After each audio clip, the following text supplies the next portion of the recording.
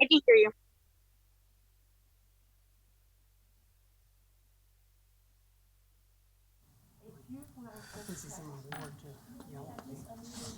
When you're downstairs, I just I unmuted will come everyone down and get them. for 6:30. Okay. Okay, thank you. I'd like to call the meeting to order. Roll call for those individuals who are on dais. Okay, Mayor Bennett, Here. Vice Mayor Parton, Here. Councilor Randolph, Here. Councilor Holloway, Councilor Gore, Here. Councilor Denton, Here. Councilor Pelham. Here. At this time, is there a motion to allow Councilor Gore to join us virtually? So moved. Second. Councilor Gore, Yes. where is your location and why are you calling in? Charlottesville, Virginia, calling because I'm at a offsite at a work event. Thank you. Mm-hmm. Roll call. Councilor Randolph, Yes. Vice Mayor Parton, Yes. Councilor Denton, Yes. Councilor Pelham, Yes. Mayor Bennett. Yes. Okay, motion passes. Thank you. Is there a motion to go into closed meeting? I move to go into closed meeting. After Mr. Pardon read it, no. I move we enter into a closed meeting pursuant to Virginia Code Section 2.2-3711A1 to select an executive firm for the city manager's search, review of employee performance of select city programs, departments, and the appointments to various boards and commissions. Second, I don't see any lights. Roll call. Councilor Randolph, Yes. Vice Mayor Parton, Yes. Councilor Gore, Yes. Councilor Denton, Yes. Councilor Pelham, yes. Mayor Bennett. Yes. Okay, motion passes. Thank you. I don't know why y'all playing for 30 minutes with all.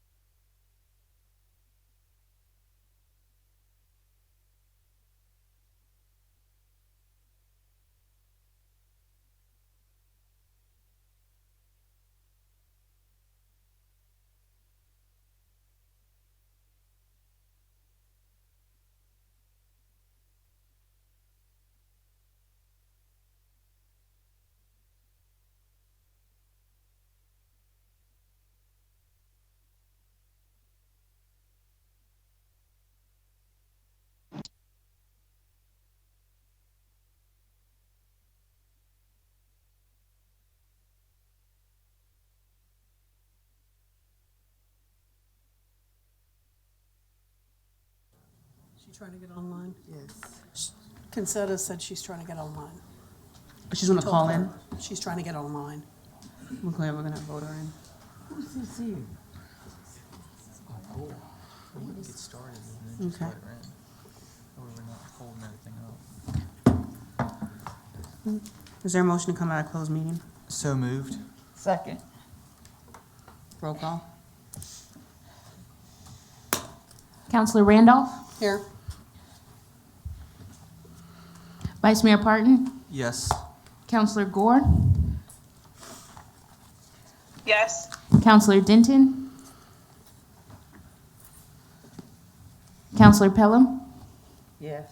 Mayor Bennett. Yes. Okay, motion passes.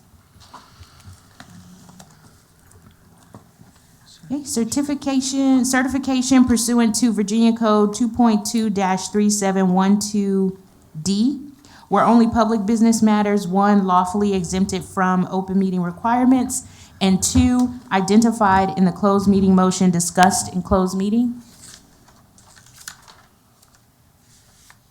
Counselor Randolph, Yes.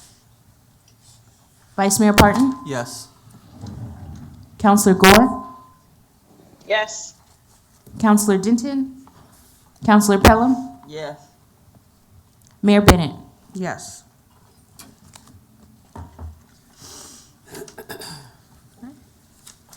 I move that we appoint Counselor Pelham to the CPMT Board. Second. Roll call. Counselor Randolph, Yes. Vice Mayor Parton, Yes. Counselor Gore, Yes. Counselor Pelham, Yes. Mayor Bennett. Yes. Okay, motion passes.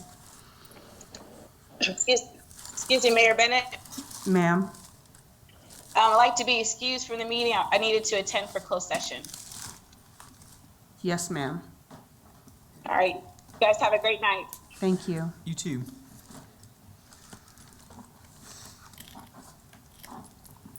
We have a work session. Mr. Ward, how are you?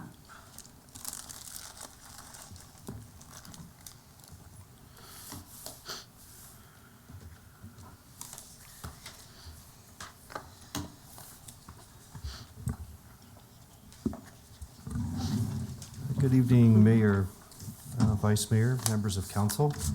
We have two work session items this evening.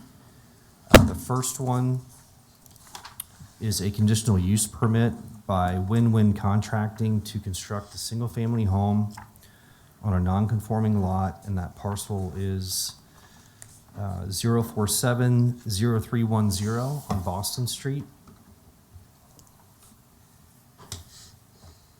Again, the parcel is located in an R2 district.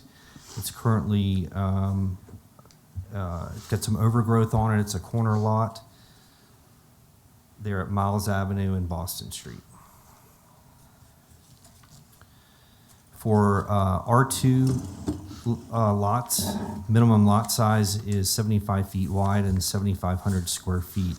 This particular parcel is 55 feet wide and a total of 6,954 square feet. The applicant proposes to construct a two-story, 1,297 square foot home on this lot, and as required, they will meet all of the district setbacks. And they have provided a lot plan with their application, which shows it here cited on the property. With all conditional use permit applications, staff takes a look at surrounding properties in the neighborhood to make sure that the proposed structure fits within the context of that neighborhood. So I'm just going to show you some photographs of neighboring properties. Here's 1105 Miles and 1103 Miles. They are both one-story properties with wood siding. Down the street, you've got 1101 Miles and 1100 Miles. Again, one-story properties, just around 1,000 square feet. You have some duplexes down on the corner. And then at 3000 Boston, you have a 1.5-story, 1,280 square foot house. The house that Win-Win Contracting is proposing to construct, again, would be 1,276 square feet, and it's going to be slightly larger than the average home size in the neighborhood, which is 1,209 square feet. And in terms of lot size, it trends towards one of the smaller lots. So they will have one of the larger homes on one of the smaller lots.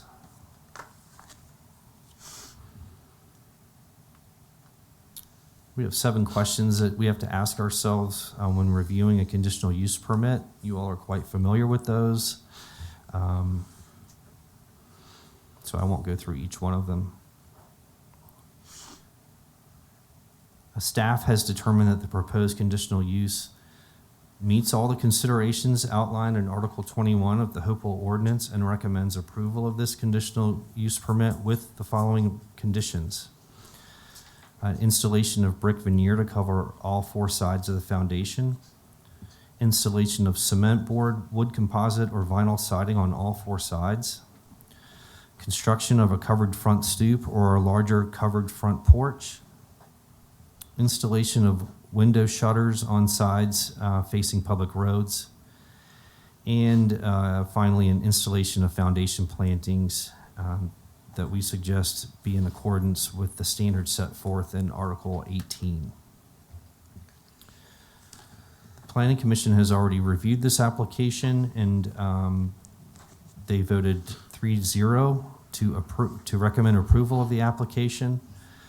They included all of staff's recommendations, which I just went over, plus they added one of their own, and that is number 6, construction of 12-inch overhangs on all roof edges in compliance with all stormwater regulations. Tonight's a work session, so we're not asking for any action on this application, but I am available for any questions you may have. The applicants are also here if you have questions for them.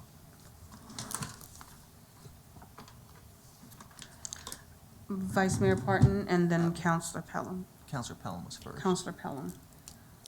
Okay, on page 3 for the written public comment, the Russell Kim.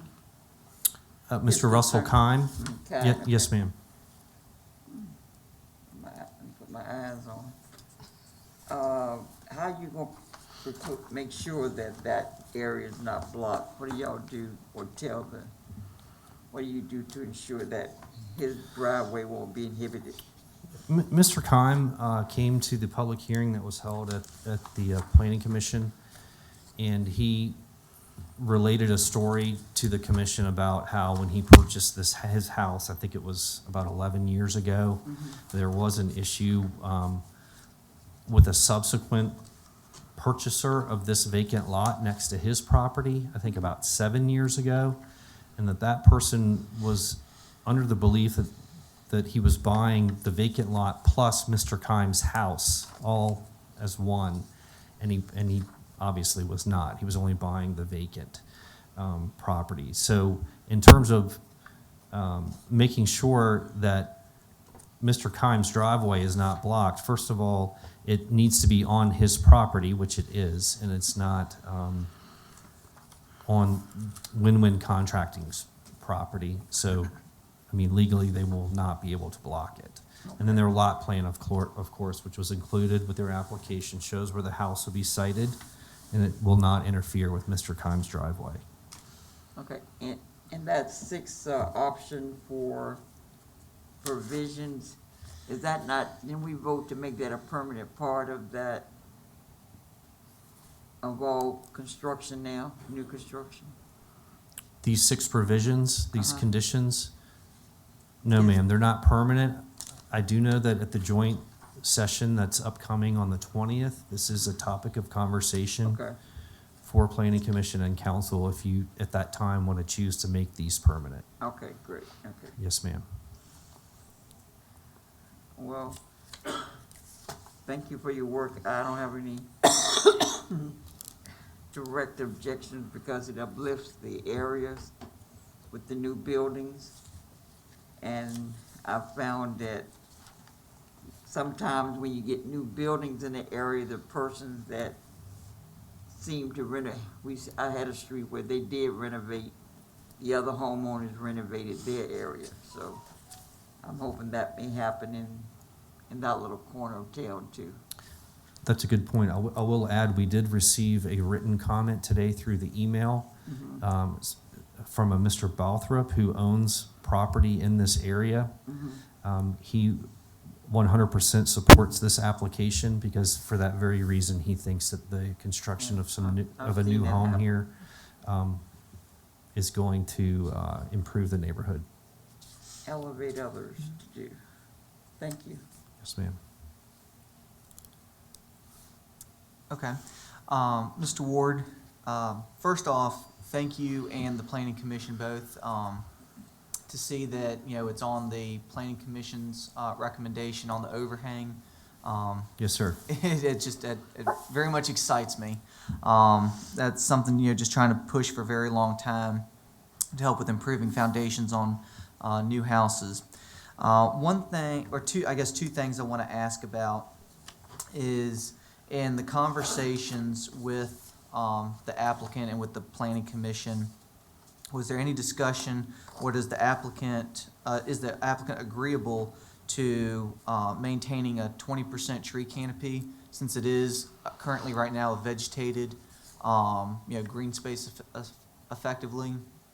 And so then that way we're trying to reduce our stormwater impact on our city's infrastructure, and if possible, and I can't tell by the GIS picture, but if they could curve out, or that one side piece on Boston Street, it didn't look like that there was curb and gutter, if they would be willing to install curb and gutter in that one piece. No. I can certainly, and the applicants are here this evening as well, if you'd like to ask them directly, but otherwise, I can check with them on the 20% tree Okay. canopy coverage. I would caution against setting as a condition improvements to be outside of their property. Any curb and gutter would have to be installed on city right-of-way. Okay. So it's, when dealing with a conditional use permit, it's different than a proffer. Okay. We're setting conditions and not necessarily, we're not receiving proffers. Okay. I would have to defer to the city attorney as to whether we can set a condition that would require the applicant to make improvements on property that's not theirs. Okay. The reason I'm asking on this one is because, trying to, maintain, be, fair against everybody that, we bring these forward. Because I know that there's one tonight that we're voting on, that one of the recommendations was to install curb and gutter. And that's why I just want to make sure that we're being fair across the board. That was mentioned at the work session Right. Last time. And since that time, I have not had an opportunity to speak with the city attorney about that, but I've done a little bit of research on my own. And that's where I'm not sure that you can set a condition of improving essentially someone else's property, which would be Okay. the city's property. Okay. It's different than a proffer. Okay. All right. That's all I had. Thank you. Okay? Yes, sir. Any more questions? Do we have anyone else on the line? Counselor Denton is on. She is, okay. I'm gonna take a pause. Yeah. All right. I'll make a motion to allow Counselor Denton to participate virtually. Second. Counselor Denton, Yes. can you give us your reason why you're calling in and where you currently are? Okay, I am at home and it's medical. Thank you. Roll call? Mayor Bennett, Yes. Vice Mayor Parton, Yes. Counselor Randolph, Yes. Counselor Pelham. Yes. Okay, motion passes, Mayor. Thank you. Okay. Mr. Ward? Yes, ma'am. So tonight's second work session item is, again, another conditional use permit to construct a single-family home on a non-conforming lot.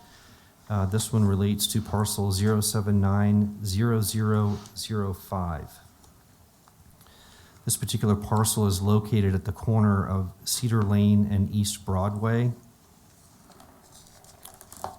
It's in an R1 district.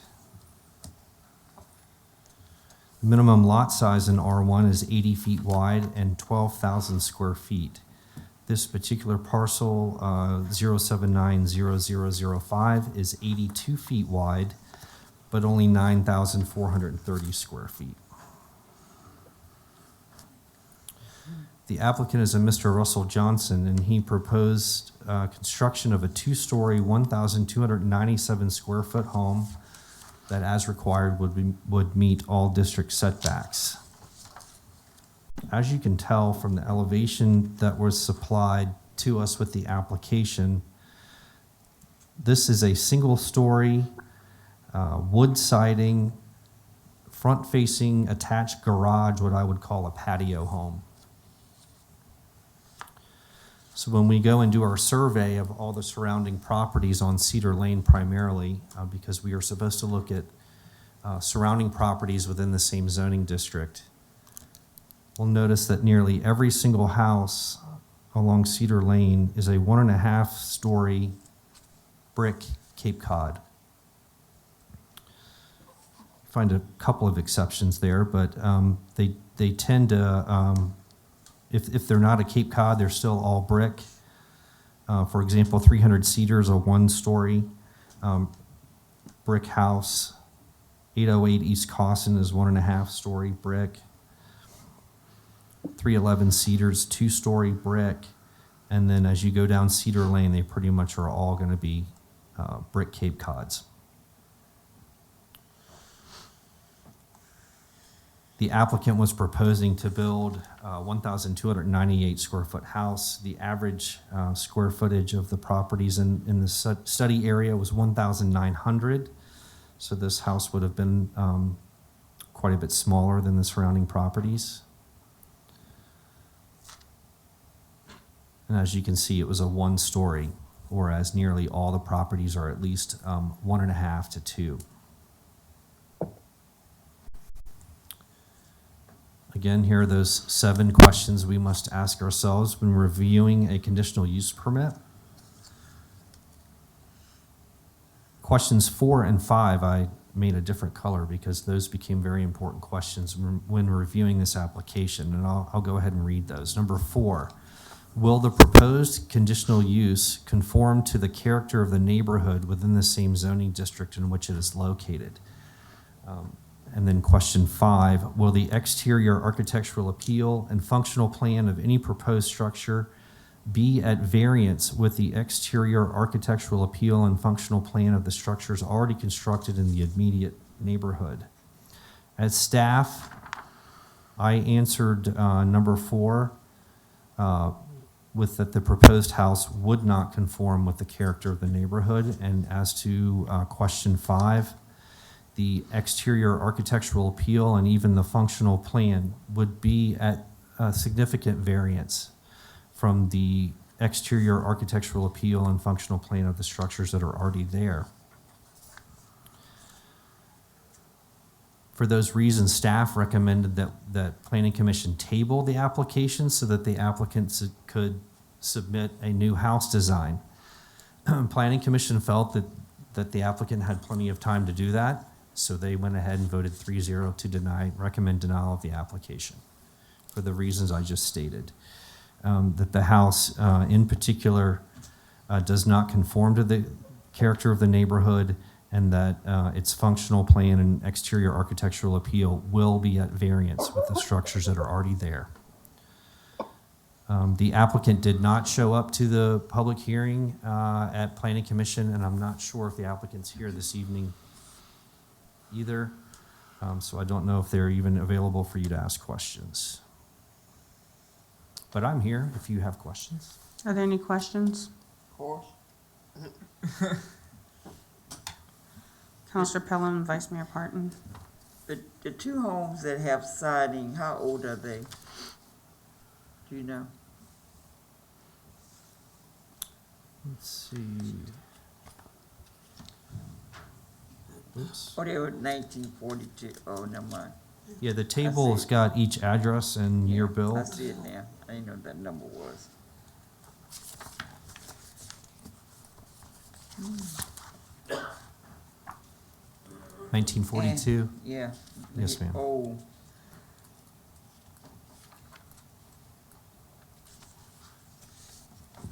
Okay.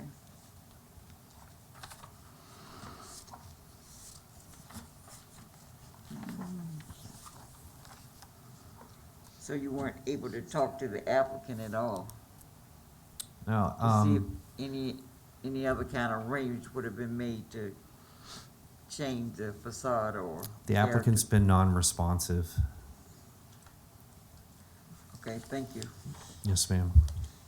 I mean, ever since I sent the applicant a copy of my staff report before the public hearing, I've not heard from the applicant. Okay. And I've reached out to them, I think, 2 other times since that time. Maybe he's changing his mind. Okay. That's all I have, ma'am. Vice Mayor? All right, well, do you mind reaching out, to the applicant just one more time before we actually, have the public hearing and the vote?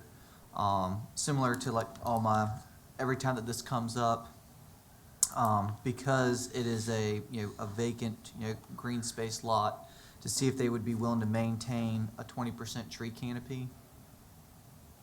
There's only one tree on the whole lot. Yeah. It's gonna force them to plant trees now. Yeah, I think they just removed the large tree that Yeah, was they did. there They did. probably a couple years ago. Okay. What was it? And then, to actually, instead of just trying to, put a little, small house, to, actually put something, of some substance and some quality, in. So, I'd ask for, a minimum of 2,000 square feet and a minimum of a 3-bed, 2.5-bath house. Brick. Yep, all brick house. I'm sorry, you said three bedroom, Yeah. 2.5? Yeah, minimum of Mhm. 3-bed, 2.5-bath. And then, of course, my standard, that I always ask every time, 8 to 12 inches of overhang. And then either a concrete or asphalt driveway, so that way it's less cars on the street.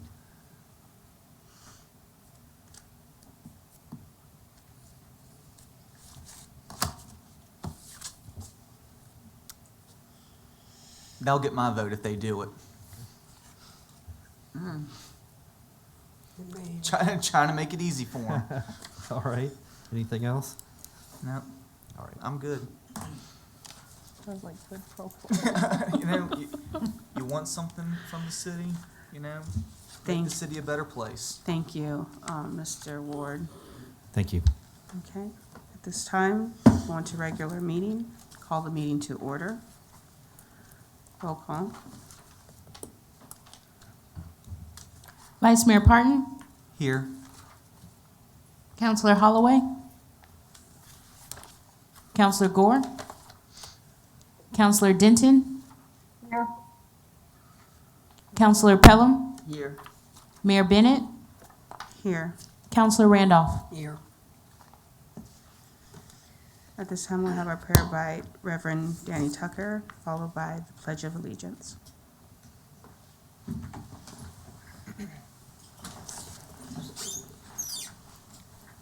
Shall we bow our heads?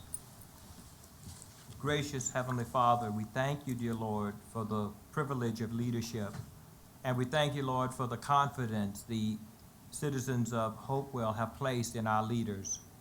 We pray, dear Lord, that you will bless our city council, Lord, with courage, with honesty, with the spirit of working together, Lord, so that they will be able to accomplish those things which will bring honor to your name, Lord, and help the people of the city.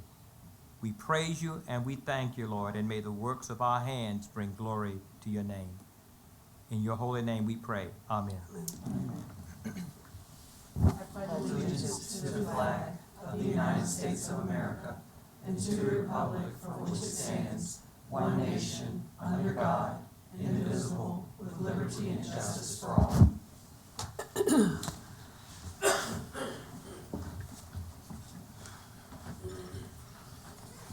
Is there a motion to adopt the consent agenda?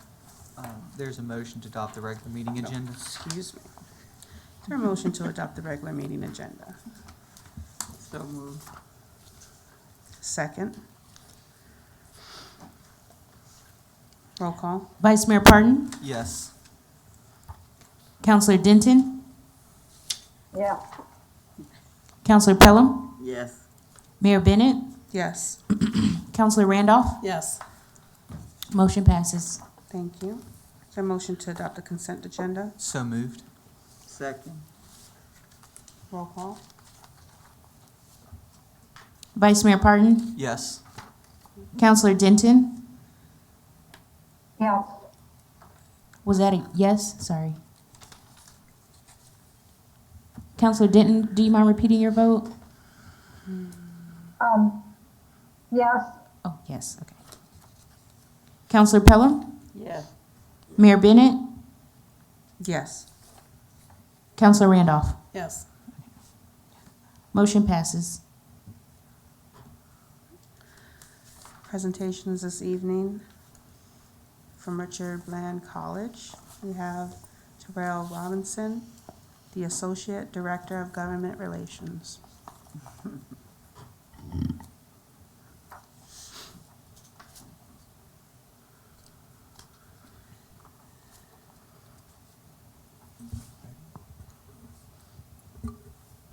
All right. To the mayor and the honorable members of City Council and those present in person and online, good evening. My name is Terrell Robinson, and I am the Associate Director of Government Relations at Richard Bland College. And I am joined here with my colleague, Jeff Brown, who's Director of Special Operations. And before I dive deep into the PowerPoint, just want to give you all a little background on me. I grew up in the town of Ashland with my grandmother, who was born in 1931. And the interesting thing about her is even though she had only gone up as high as the 5th grade, she still valued education and the power that it could hold, especially for my life. And so I was recruited to come to Richard Bland to run track. And unfortunately, during my first week of college classes as a freshman, my grandmother passed away. And I had to figure out how to navigate my educational journey without what I call my mom and dad in one package. But I'm thankful that I had staff and faculty and friends to help guide and lead me. After Richard Bland College, I went to the College of William and Mary, where I graduated. And then for the last 5 years, I've been working in city government for Mayor Stoney as his personal aide, and as now my most recent role in government relations. So I'm excited to be here and just wanted to share that connection about Richard Bland College and just how it has changed my life and has changed so many of our alums. So without further ado, let's get into the PowerPoint. Richard Bland College was established in 1960 as a branch of William and Mary, and at the time we also had ODU and CNU as a 2-year branch as well. As of today, Richard Bland College is still the only 2-year college that is governed by William and Mary. And so what we've been doing is we've been working on what we call this new model for higher education. This is, in a way to describe, as a natural evolution. I believe the college has been going down a path that's beyond just a regular liberal arts experience. So not only are we the Commonwealth's only selective 2-year residential college, we have been embarking on partnerships that connect students to meaningful work experiences and that increase the students' return on investment. And so that allows for us to be flexible and nimble, to be what we call just-in-time services for a 1st and 2nd year programming that will lead to transfer to get a baccalaureate degree. So some of our core values. The college, as stated with my story, is deeply rooted in a friendly family environment. As you can tell, a lot of students will tell you that because of Richard Bland's small environment, they have been able to succeed and build up confidence to go on and do great things. And here is just a glance of our demographics. A third of our incoming class are 1st-generation college students like myself. Over half of our students are of color. And what's really interesting is that we have over 3/4 of our full-time professors are 83% of full-time professors. I think that's a great point because that is what holds our students. We have dedicated faculty and staff helping them, and we also have a solid first-year GPA with 3.06. We have sports at the college. This is really great. We've just recently added baseball, and this semester we've added women's basketball and also women's and men's cross country and track. We have a significant international student population on campus through our Global Student Success Program. We have over 24 students coming from countries such as South Korea and Ukraine as well. And this adds to the diversity of our campus and allows for international students to experience American culture. Because of our growth at the college, we have just broken ground on what we call the Academic Innovation Center. This will be built adjacent from our library as a connecting point with 20,000 plus square feet for more learning, research, and classroom space. Okay, let's look at some of the trends in higher ed. So through our student clearinghouse data, they've noted that there's been a decline in student enrollment for the past decade. So we've got a strong economy, what I also call the battle for talent. Students are realizing that they can get right out of high school with a diploma and jump into the workforce. We also have what they call the birth dearth. Less students are being born today, so we have Virginia colleges competing over the same number of students or a lesser number of students. And then also the cost is prohibitive. We know that a lot of low economic status individuals and students find that just paying for the cost of college is just burdensome. So just this year, the Richmond Times-Dispatch came out with an enrollment article talking about how colleges across the Commonwealth have been declining in enrollment. Radford, notable colleges like VCU, and even two-year community colleges. And so at the very end, you'll see that Richard Bland College, we bucked the trend by growing by 21% in student enrollment over the past 4 years. And so let's figure out why. So part of that is because of our partnership and rollout of dual enrollment. Students, high school students, get a chance to not only earn college credits, but they can also work towards obtaining their associate's degree through the college. And so we have 3 ways that students can do that. Virtually, students anywhere that they have internet connection, they can take classes. We've been tapping into the homeschool market. Students can also come on campus and sit in class with our faculty and staff and take classes, dual enrollment classes. And lastly, high school students can stay on their campus. And so through the college, we make sure that teachers are credentialed so that they can teach these college courses. All right, GPS. This is a big thing that separates us. Right now, what separates us from I think a 2-year community college is that we have this Guided Pathways for Success program.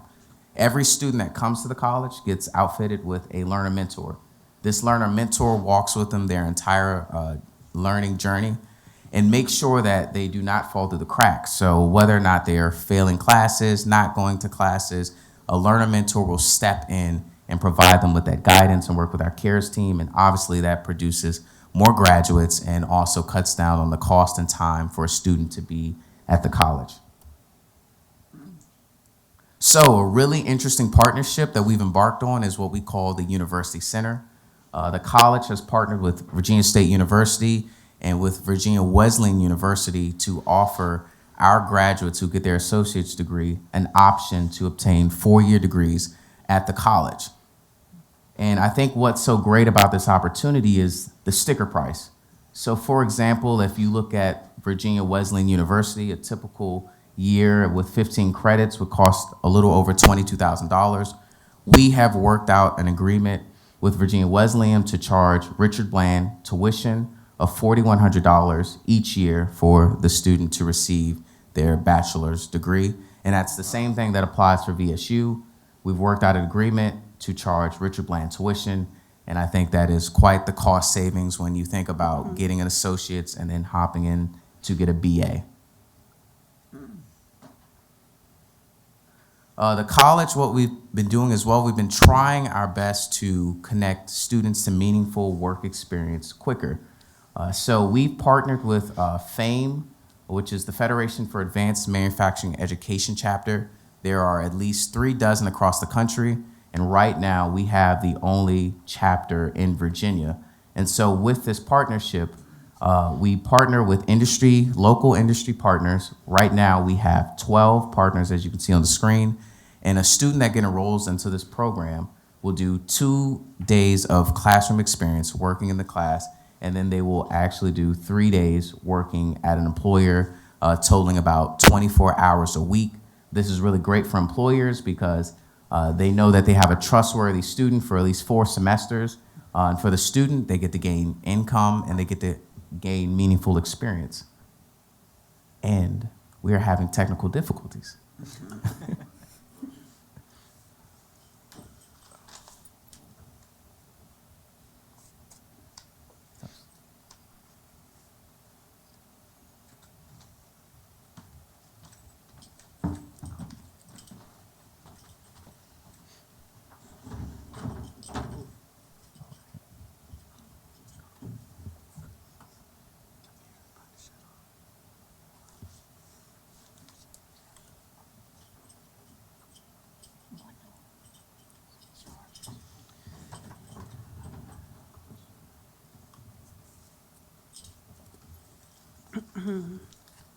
All right, and we're back. So with this partnership, the biggest thing we're running into is that we have more students interested in this program than we actually have slots. And so this is a really great program that will help students jump into the workforce early in these advanced manufacturing jobs, averaging at least $55,000 once they graduate. All right, we've been working on what we call the Innovation Park at the college. So we've worked with the Virginia Gateway region on our master plan. We found at least 185 acres of land that was underutilized, so that we want to develop that for public-private partnerships and do some smart economic development deals that would bring internships and not only boost the students, but the community. And so just recently, about a little bit over a month ago, the Richard Bland team and the president, we were at the governor's mansion to announce an exciting partnership with the Drone Up company based out of Virginia Beach. They have just recently solidified a $500 million contract with Walmart to be their delivery service provider. And so they will be delivering packages for Walmart all throughout the country, and they decided to partner with us to build their facility, their training facility on our campus. We're very excited about this partnership. This is a picture of what a typical drone would look like that maybe would drop off a package at your front doorstep. And here is a picture of McNair Building on campus, and right in the front is their temporary facility where they are going through a credential program with their pilots, and their long-term goal is to develop a $20.1 million research and development facility in that 185 acres that we talked about. Lastly, we have our virtual School of Technical and Professional Studies. This is a partnership with Virginia State University to target our adult learners, those that may have some credits, may have some credentials, but never took the time to complete their degree. So through this virtual school, we will be offering micro-credentials, and also pathways to get an associate's degree and maybe even lead into getting a BA as well. And so I always tell everyone it'd be really neat to have a child and the parent to come in, or a student and the parent to come in, and one gets enrolled in either dual enrollment or gets enrolled into getting an associate's degree. And then you have the parent find out that they can hop into the virtual School of Technical Professional Studies. So now you have a family rising together, learning together, and just progressing in life. So where does that leave us? The college is evolving into a new model for higher education by distinguishing itself through innovative partnerships that produce the best educational returns on investments for its students. And so with that, I thank you all for your time, and I'd ask if there's any questions. I'm happy to answer them. Thank you for coming. Thank you so much. Oh, you're welcome. Thank you.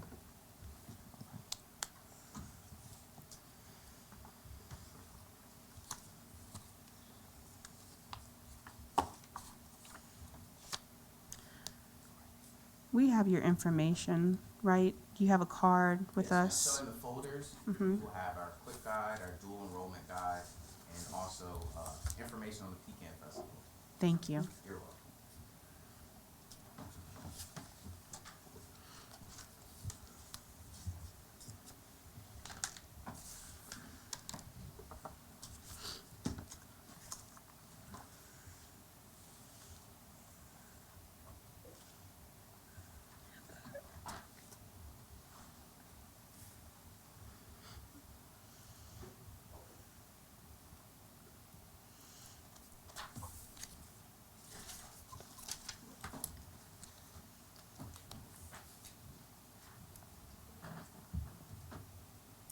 We're ready when you are. Good evening. Thank you so much for having me on City Council, Mayor, Vice Mayor. Can you And speak in the mic a little more? Thank you. is this better? Much better. So good evening, everyone. Thank you for having me. Mayor, Vice Mayor, City Council members. I am the Director of the Hopewell Downtown Partnership. My name is Heather Line. I think a lot of you know me at this point. I've been in this position over 2 years, and I'm really excited and proud of the work we've been doing. And I also love what I do. So I always want to start by reorienting to our mission statement. I know you're probably aware of it at this point, but it helps anyone that is watching from home too. So the Hopewell Downtown Partnership is a 501c3 nonprofit. We partner with local government, existing community and business organizations, as well as our richly diverse community at large to develop and implement a program for a healthy, vibrant, and prosperous central downtown district. And when I say we, I'm talking about 14 board members, all of whom either live or work in Hopewell, and also 20 advisory board members that are engaging from across the region in our work.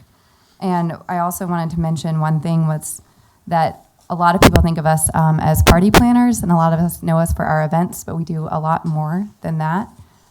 So I'll go to the next slide. I want to talk about the fact that we are connected to a national social movement that's going on. So we're accredited, and we have been accredited for over 10 years now with Main Street America. And Main Street is about a preservation-based movement. So whenever we are trying to encourage development in downtown, we're starting first with rehabbing buildings, which is any building that is rehabbed is the greenest project that you can do, essentially. We also are very holistic and incremental in the work that we do, and that means that there's small steps. We're focused on small business. That doesn't mean that that can't be supported by a lot of other scales of development, but small deals and all of that really adds up to a lot. I just want to remind everyone that 10 years ago, downtown was 50% vacant. So if it feels like things are taking a long time, just don't forget to look back and see how much progress has been made. I also wanted to mention that all of this adds up to a very big impact. Right now, Hopewell is in a situation where a lot of the investment coming into downtown is private dollars, individual dollars, but eventually we're going to get to a place where Hopewell is more bankable too. So day by day, we're getting to that point with the more projects that are done. So I wanted to include photos because I don't have time to cover everything, but I think photos really help just show the work that we're doing in the community. So these are really just intermittently throughout the presentation as highlights of our partners. We're really proud of all of the business owners and property owners that are making big changes in downtown too. And we couldn't do any of this without our partners. I do want to highlight VSU because we partner with their Minority Small Business Launch Center for our community business launch. Homegrown for Hopewell is what we called it here. And they provided educational courses to our business owners, and that partnership continues to grow. So we're very thankful for that. So you're familiar with our vision as well, but I want to just state that our job is really to position stakeholders in the future. We're trying to encourage everybody in Hopewell to believe in downtown, and it's really important that we help everyone believe that that is possible. So we have to help keep everyone in that imagination stage, and we have to be really motivating. So that's a huge part of our work, is just being a cheerleader for everyone in downtown that wants to open a business or purchase a building or participate in some way. So we don't want Hopewell essentially to have to leave Hopewell in order to enjoy living and working and playing in the city. And that's what really drives us in accomplishing our mission.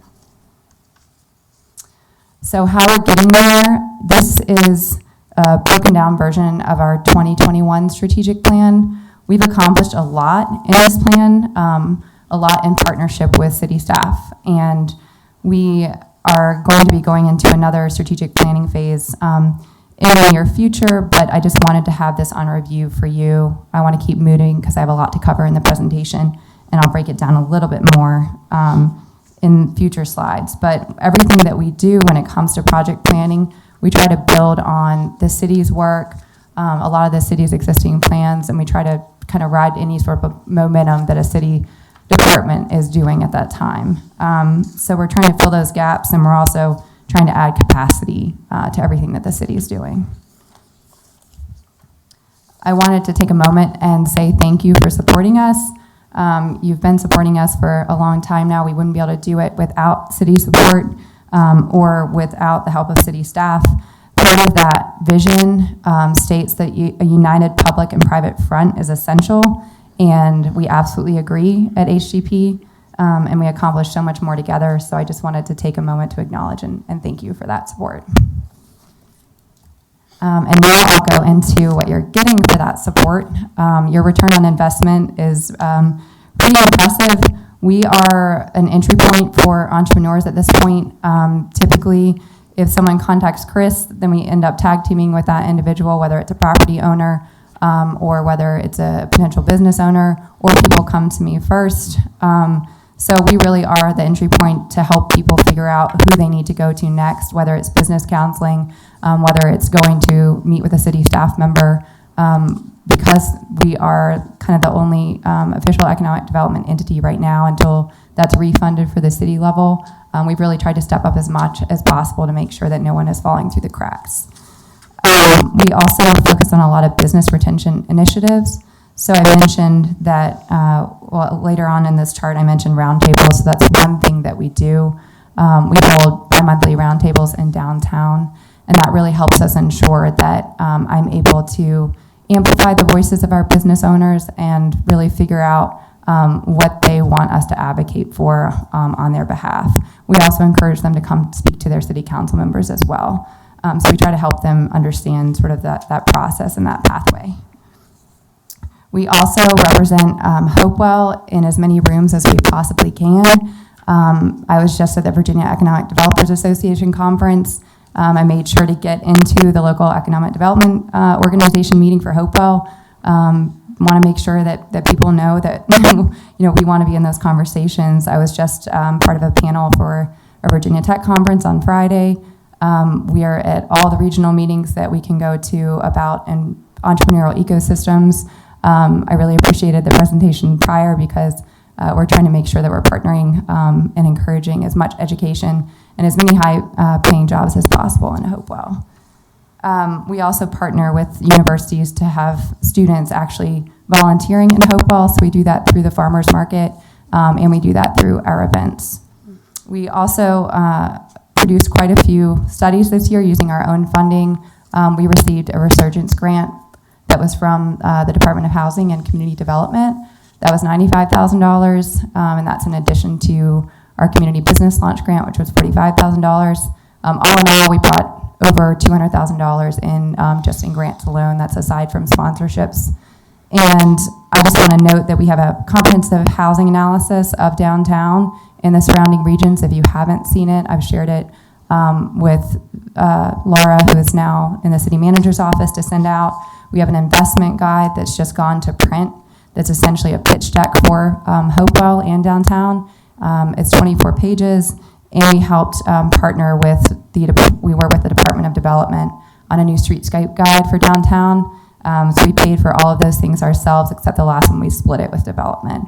So my question to you tonight too is, what else do you need? Like, what do you want us to do? We're here. to finance things. We're here to help in any way possible. If you need more data or you need a study or you're looking for funding, please come to us. We want to help. In addition to that, we do 6 street festivals in downtown throughout the year. We pretty much roll up our sleeves and handle this. I'm out there, all day, and we also have the farmers market weekly, and that is every Sunday from late May to late October. But in addition to being events that are fun for community members, these are platforms for networking. It's a pipeline for entrepreneurs. We help so many people scale up that first engage through our events, and a lot of businesses in downtown actually started out through our events. So they're a lot more than just a good time. And that's not even to mention all of the money that we spend in downtown Hopewell because of what we do. We try to spend all of our money at local businesses or regional businesses, and then we spend a lot of money just in downtown patroning businesses or having meetings or reserving venues. So here are a couple other photos. The top one I'll call your attention to. This is the National Main Street Center Conference, and I presented, Tavia was part of that on a small-scale development boot camp that we've been doing. We provided scholarships to SWAM, so small women and minority-owned developers, to get this education. And we have one more big session that's going to take place probably in November. So we're trying to help people in Hopewell learn the basics of real estate and what they can do with their property and how they can get involved in downtown. So where are we going next? This is a little bit of a glimpse at our advisory board meeting that we just had. So these are our top 3 focuses for the next 18 months on the left. So 1, connecting the river to downtown. 2, wayfinding and connectivity. When I speak about connectivity in this case, I'm talking more about streets matching up, the fact that we have a lot of trucks going right down Route 10, just figuring out how to make downtown and our economic engines feel more connected.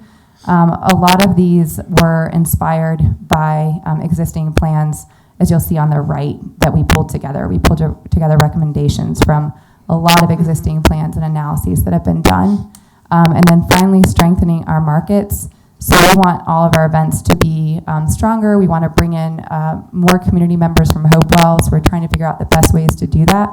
And we also want to strengthen our markets in the sense of having a hub for entrepreneurs, having a hub for business owners. So we would like to find an actual physical space for something along those lines. And again, as I mentioned on the right, these are existing plans that we pulled together to kind of inform where we want to go next and what has been accomplished in downtown and what we're still have not achieved, and we're trying to figure out how can we get there. We have all of the answers for the most part in a lot of these plans that have been done. So I want to kind of wrap up before I open up for questions, and I have a few recommendations for you. So one, I will say, public safety is a big topic right now. Obviously, there was just a town hall. We did survey business owners. I wanted to have some hard data in addition to just conversations that I've had or things that I've been told about in downtown. Public safety is a concern, and business owners have a right to be concerned. And then there's another conversation that's going on. I don't want these to get completely conflated into one thing, but we do have neighbors that are without housing in downtown, and we want to be proactive in making sure that we have united messaging. So we've called a meeting of service providers to figure out if we can get a year-round shelter funded, what ideas people have. But I also want to say that one question that really needs to be asked is how can we improve opportunity for people in Hopewell? We really want to be thinking about how can we bring more jobs to Hopewell? How can we bring more high-paying jobs to Hopewell? That's a really big piece of this puzzle that maybe we're not talking about enough when it comes to public safety and people without housing. So I know a lot of you are engaging in conversations around this, so thank you. And it's obviously a sensitive subject, so moving on to short term, I want to encourage you to support housing improvements. And when I talk about this, I'm not just talking about housing in downtown or new construction. I'm also thinking about housing across the city. We need more bodies in downtown, but we also need improved housing stock around downtown. So when we're thinking about incentives that the city is offering, I think it would be huge to possibly consider more incentives for people to improve their own residential housing. There are precedents for that in other communities. Hampton Roads does a really great job with some of their neighborhood services and community development programs. I also wanted to encourage council to consider adopting more pro-business or pro-development incentives. We have a really great thing going with our enterprise zone, the fact that we're part of that. Opportunity Virginia, that office is dissolving, so we're all kind of watching to see what that means for opportunity zones. But I really want council to consider, and actually with Richard Bland's conversation, it's on topic, layering technology zones and layering tourism zones on top of the enterprise zones that we have, so that we can encourage additional business, job creation, manufacturing here. So I can send more information on those, but they're definitely important to look into. Eventually, it would be nice if we could make downtown an arts and culture district. That's probably a bit into the future, but we are starting to see a greater density in arts organizations and artists in downtown. Way out in the future, we'd love to have a bid district, but that's way out in the future.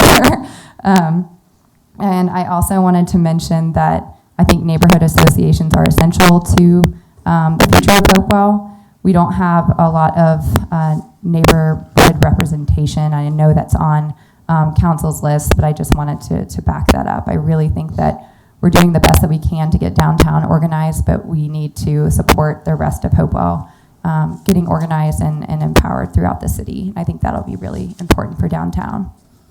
And then finally, I wanted to state that we're very much looking forward to having an economic development counterpart at the city level.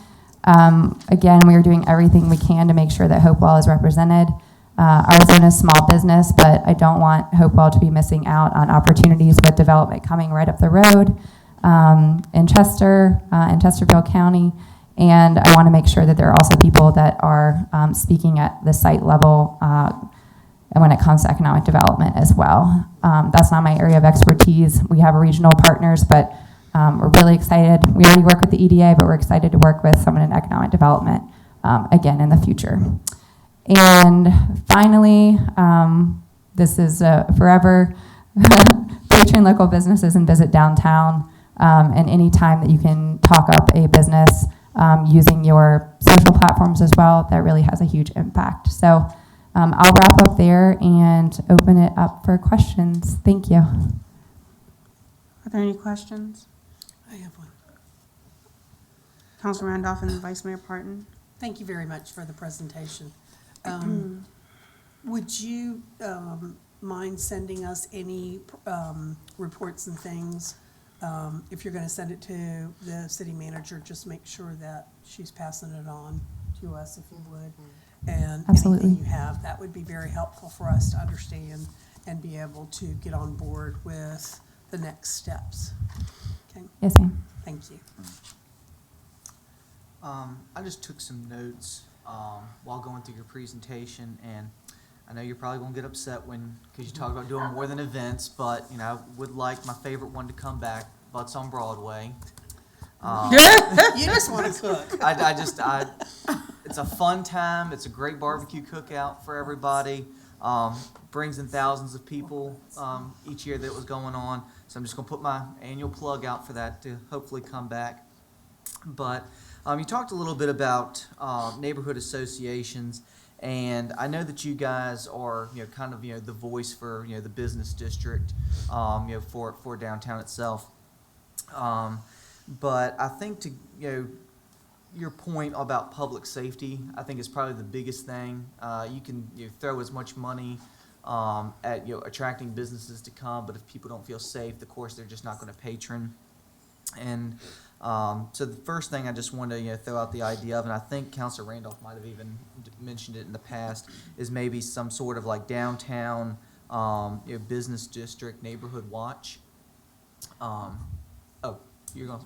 Well, to the first point, you might be in luck next year, but we're re-envisioning a little bit. We want to bring the waterfront into everything that we're doing, so it might be more along the surf and turf vein, but there could be barbecue there.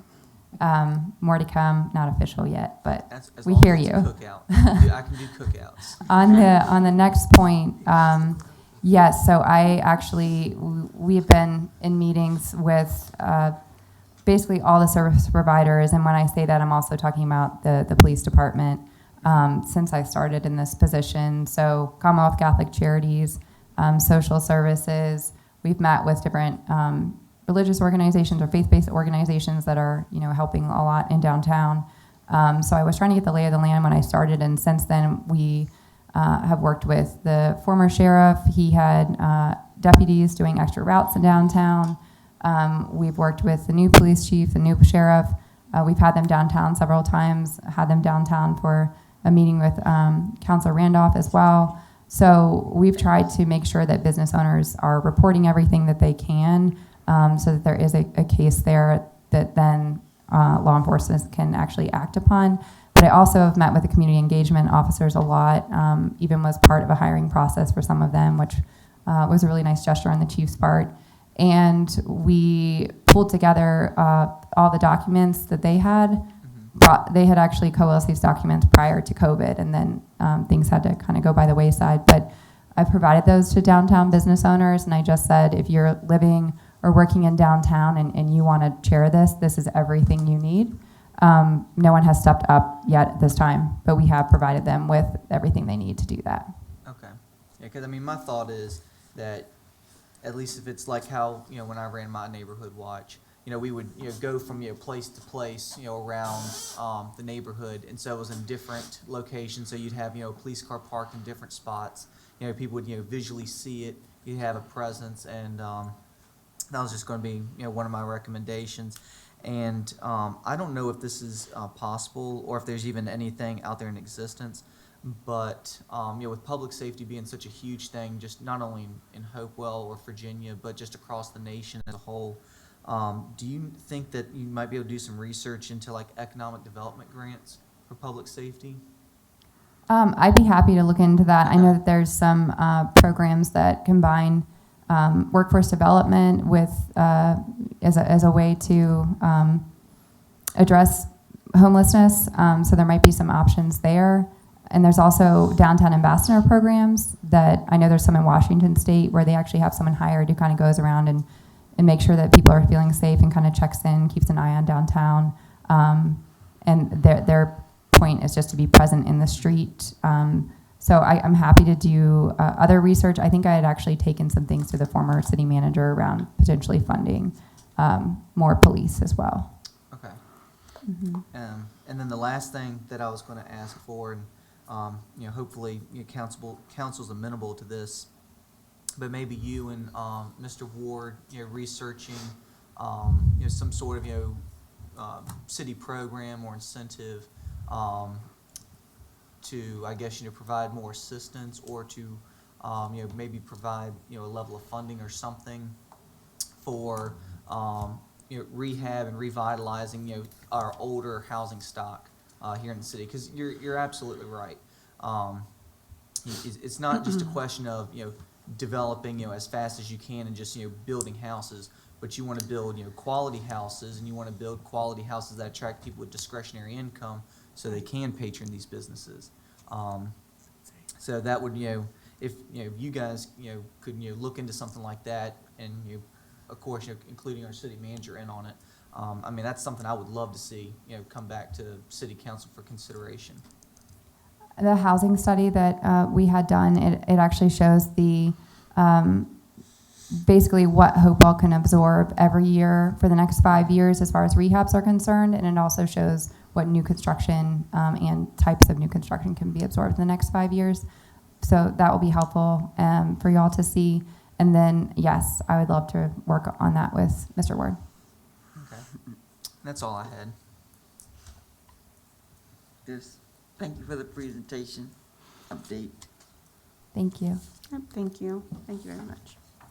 Mayor, Councilor Denton has her hand raised. Oh, she does. Yeah, on Zoom. Counselor Denton?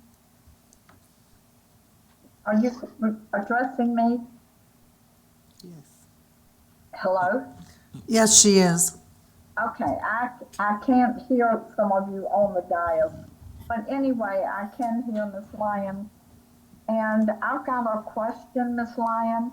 In your presentation that you gave us, can you, right up front, you said something about the easy access to the Appomattox riverfront with the trail systems, while the upper Copeland site is the potential home to a district anchor mixed-use development.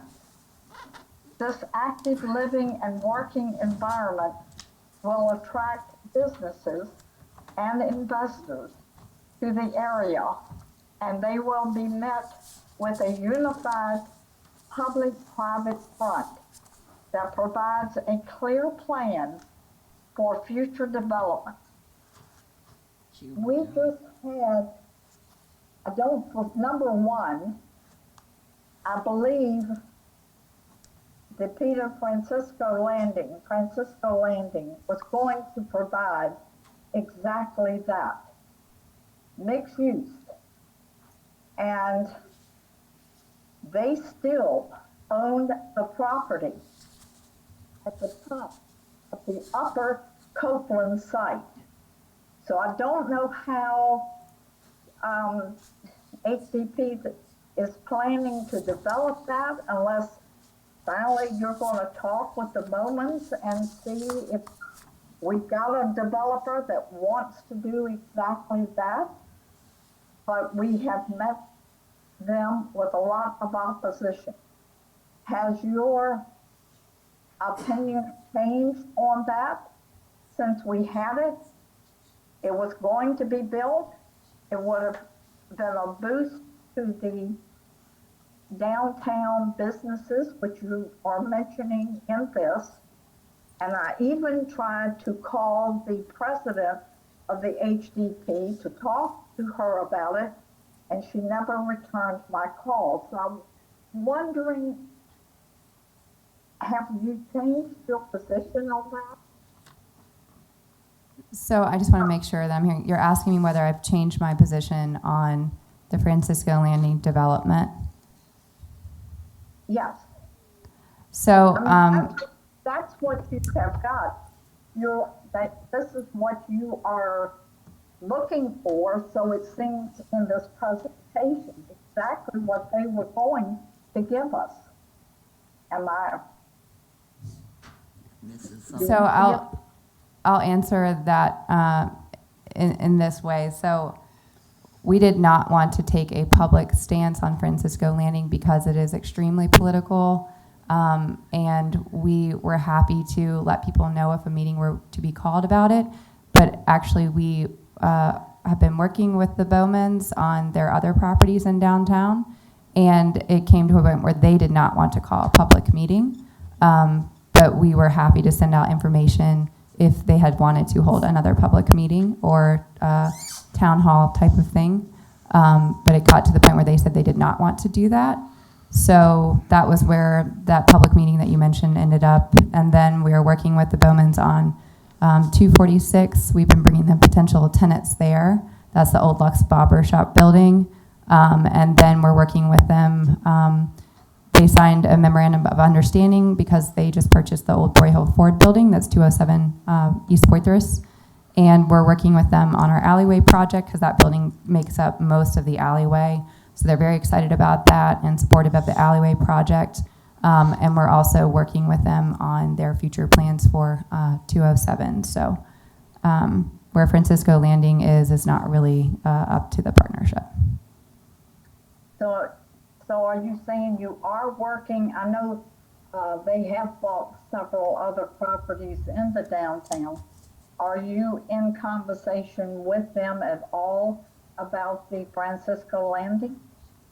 At this point, I think their focus is to work on apartments and getting their other properties filled, and then they'll be, going back to focus on Francisco Landing. I think it'll be helpful if other apartments are able to come online through rehabs in downtown. that are more professional rate or market rate as far as the price on those apartments or the monthly rental rate, and that will help with future financing for larger projects. Okay, I just wondered where you stood, since I don't think that property is for sale. I'm not aware of it. It's not for sale. This vision statement was written a very long time ago, and I think actually a lot of counselors were part of that, and it came out of a public process. Thank you. Yes, ma'am. Any other questions? No? Thank you, ma'am.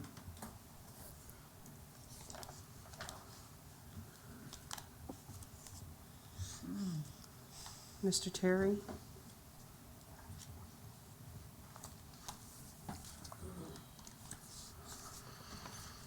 Good evening, Mayor, Vice Mayor, council members, citizens listening, and colleagues.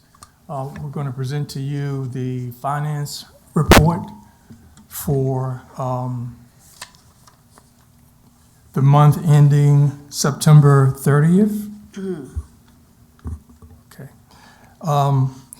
The report will consist of the finance and compliance reporting section, and it will also include city and school progress reporting, and it will include some operations and assignment, comments on the budget, and the internal reporting.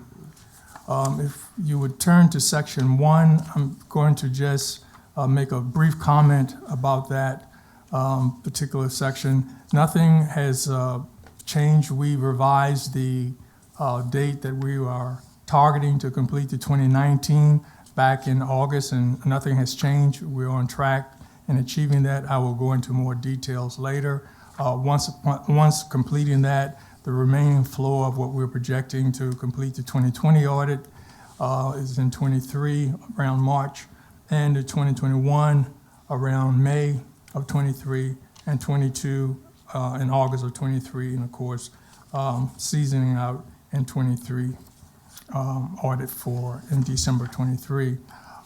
If you will continue on to the section 2 dealing with the progress, we always make a statement that the progress in completing the annual financial reporting goes through a process called closing reporting and audit workflow, and we call that crawl. That's basically where we go through.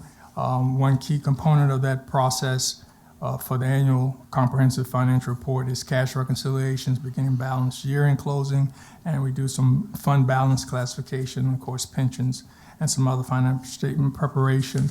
The schedule that we prepare for you is just giving you an idea where we are as of September 30th in terms of percentage of completion, and overall we have a percentage completion of 65%. And we go through the cash recons, we go all the way down through beginning balances.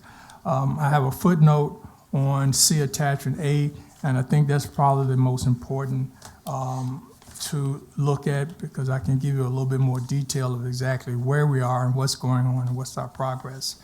In attachment A, on the cash reconciliations, this is just a follow-up reminder, a gentle reminder, if you will, is that schools completed their cash reconciliation, all 4 funds, and have forwarded those cash reconciliations to the treasurer's office for the treasurer to include that in their overall reconciliation of 2019 cash recons. The treasurer's office, just want to take a step back. My statement here is the treasurer advised finance that the efforts to complete the 2019 cash reconciliations, inclusive of schools, continues to be a priority. If you recall, the treasurer came before you on August the 9th and indicated that the goal was to complete the cash reconciliations on August the 30th. I believe the reconciliation contractor also provided counsel with where they thought they would be and some of the challenges that they inherited and where they were going. I was updated by the treasurer that when I reported to you on the September 13th meeting, that they need a little bit more time maybe out to the 15th of September. And then I was also updated that they actually thought they needed to the end of September 30th. Today is, of course, the 10th, and I will go into a little bit more detail, but they're still focusing. They have a lot of issues that they have covered and cleaned up, but they still have not completed it. And the next item I want to cover is year-end closing process. This is really significant to us because we've been working with the water renewal staff and the data integrators that provide services for us. And we had actually had a meeting, and during that meeting we discussed a lot of things. But what was really essential is we wanted to be able to rely on data integrators to provide us information, support documentation that would give us a successful 2019 audit. Why is that important? Just a reminder to council and to the public is that that was one of the areas of the 2018 audit that says that we needed to have more information so that the audit could render an opinion. So we've been actually meeting with them, and we've been going through and getting some updated information. And also we wanted to find out how could they continue to improve on city collections and also, more importantly, providing good customer services to our citizens.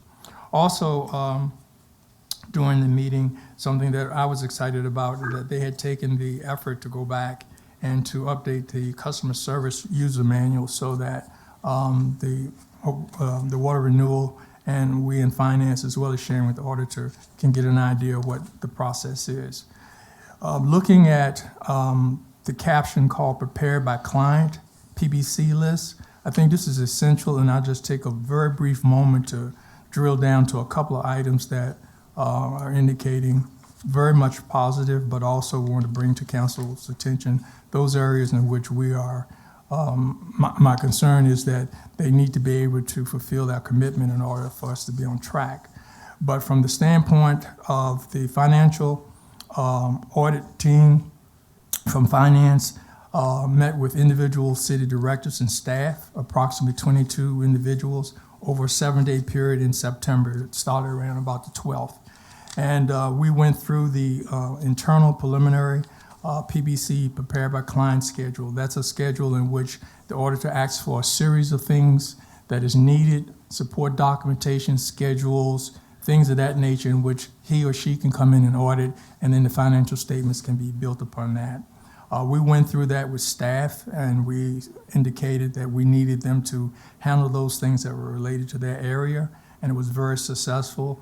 And I appreciate all of the support from the city manager and also the support from the attorney. We just had a real good session. In addition to that, the result has been that in our conversation with the auditor, we have been able to let them know that we had commitments, and a lot of the areas began to make documents and reports and other things available, and we've uploaded those items that we have gotten thus far to the auditor. That uploading process is continuing through September 30th. I think I mentioned to you that social services had not only updated 19, but all the way through 22. Schools has begun to do a heavy amount of updating. I'll go into detail in that in a moment.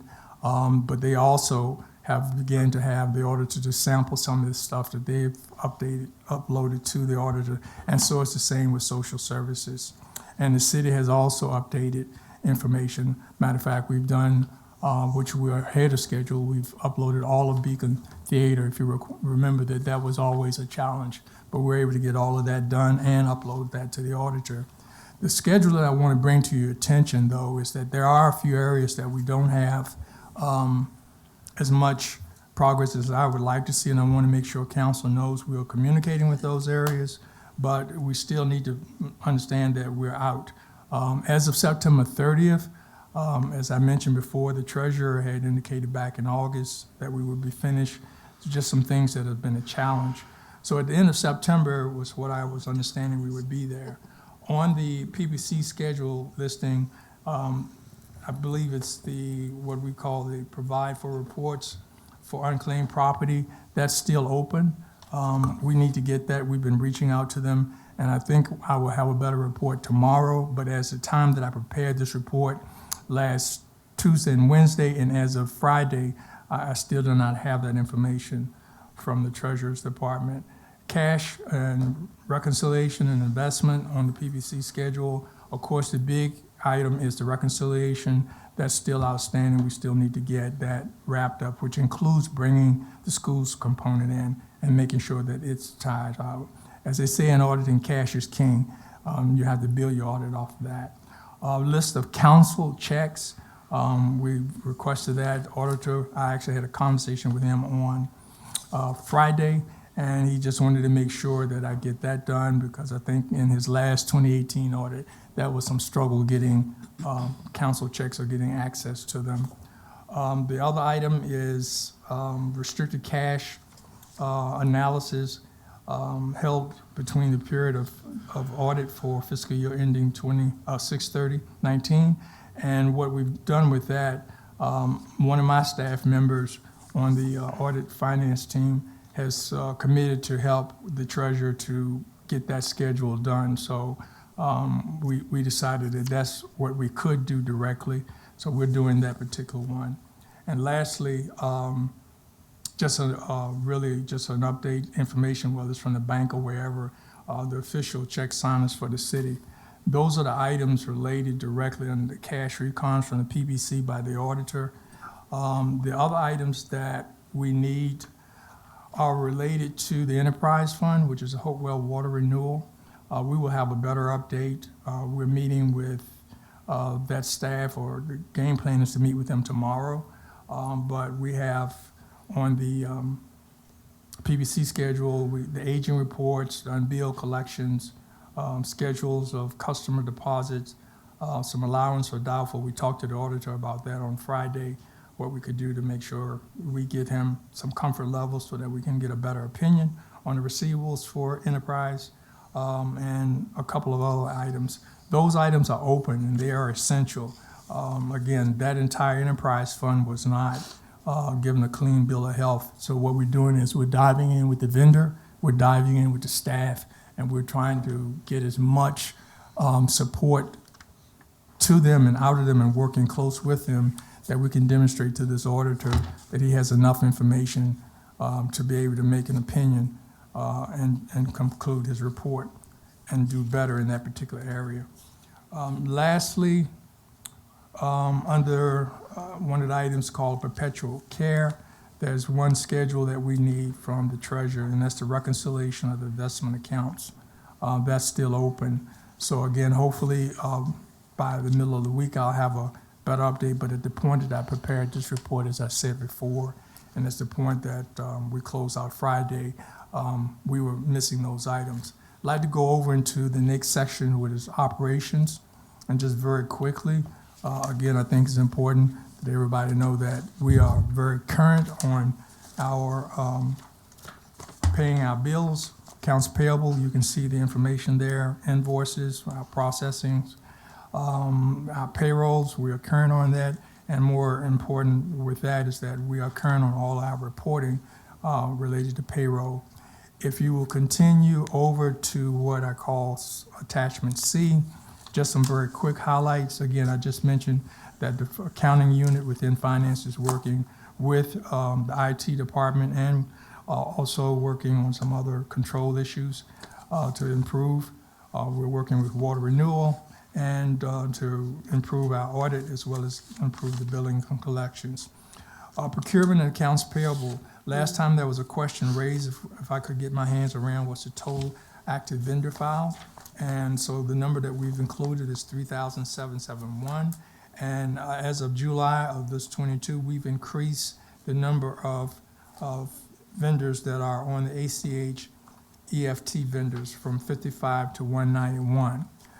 If you will turn the page and just be aware, we made some qualifications, and I did a little bit more digging so that everyone would know that not everyone can be on the automated clearinghouse, ACH, or electronic fund transfers. And these are the these are the vendors that are not eligible to be there. Utility companies, such as Dominion Electric, Verizon, Sprint, And one-time pays, we mentioned courts and recreation refunds. Insurance payments for health care, credit card payments are not allowed, and certain bond payments. From my last report, I indicated that it was our effort to do our best to assist the Treasurer's Office by moving towards more ACH and EFT. And so as we do invoices coming in, we make sure that we do insert an invite or an offer to any vendor that would like to get on the electronic fund transfer. Real estate assessor is still pounding away on doing the assessment as well as other things that's required for state reporting. And the financial reporting budget department is continuing to work with staff. I must give overall staff, we're into passing the first quarter, but everyone is managing their budget. There have been no really wild requests, like can we do this, do that, or we need this. Everybody's really working very hard to live within their budgets. And when they have a challenge, they will either talk to the city manager or the city manager will let me know what some of those issues are. But I want to commend the staff for working through the first quarter. It's been a lot better this year.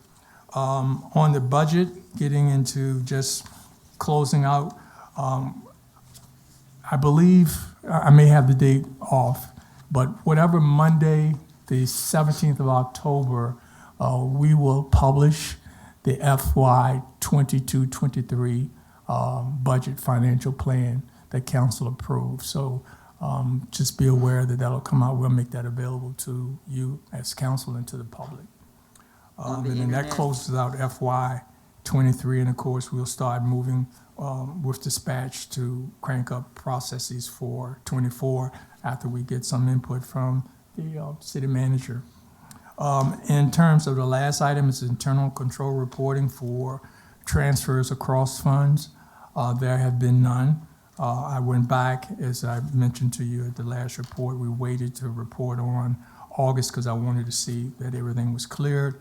And so sort of a turnover analysis, everything was clear as at the end of August, and for the month of September, the city manager's office has not done any cross-fund transfers. That concludes my report. Thank you, Council Randolph. Mr. Terry, in lieu of conversations we've had recently, would you, I'm sure you will be talking to the treasurer tomorrow for whatever purpose for her reconciliations that are not completed. Would you please let her know that during this report, we're questioning where her reconciliation is for 19.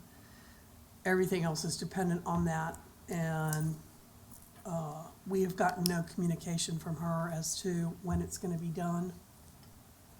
So if she can let Dr. Manker know, for all of council to know, Yes, ma'am, I will do I that. would appreciate it. Thank you. Or has she indicated to you? Has she indicated? No, ma'am. My last call was Friday, trying to have something added to this, and I was not able to get anything back. So hopefully tomorrow, this was our first day back, and I know one member of my staff was to meet with her late this afternoon around 4 or so, but I don't have anything. But tomorrow my goal will be to reach out to her and see where things are at specifically, and then comply with getting back with the city manager so that you all will know.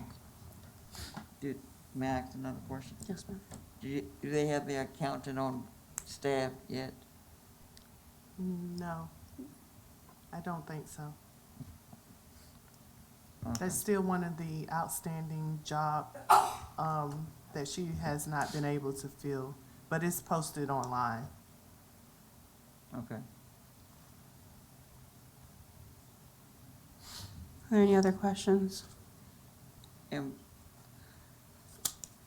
on this report somewhere it says something from the school system to be determined.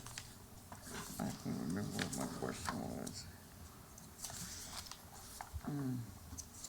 Anyway, so the schools are all up to date. Public schools are up to date in all their reconciliations, you said? Yes, ma'am. They have made a special effort to do what I call an extraordinary. They learned the bad lesson very well, and so they have 4 funds. So they've reconciled those. They've done trial balance for those. They've put that together and they've uploaded that to the auditor. And now it's up to the auditor to say how good it is, what they need to do, or whatever. But this is not the story that we had before. As you recall, they had to rebuild and restructure, so they've done that. I met with the school individual that's responsible for that on That's my Thursday. question. So, and it meshes with Munis, that you can read it, that they're readable, or they cross-relate with If you this? recall, they're not on Munis yet. I know, so the reconciliation they've done is gonna be enough to compare it and mesh it with Munis? No, ma'am, I guess the best way to explain it to you is that where cash is concerned, that's going to be the big issue, because what schools, their record keeping says cash is, they do have a Munis account. So what the city has to do, or the treasurer has to do, is to make sure that what schools is reconciling as cash is the same as what they were recording on Munis for them. But the overall school system, they're on Munis separately, so we don't have, we don't have a way of matching up their fixed assets and their accounts receivables, other kind of things, but So we just accept what they place yeah, down?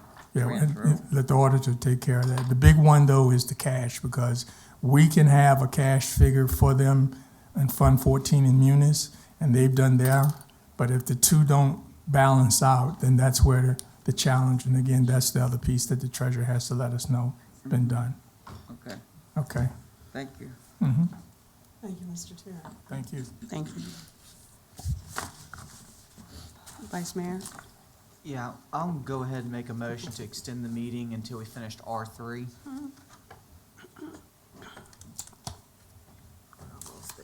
Motion dies for lack of a second. I'll Okay. second, I second it. I'm joking. Keep you So on I'll your make one, toes. I'll make one for 11 o'clock. What?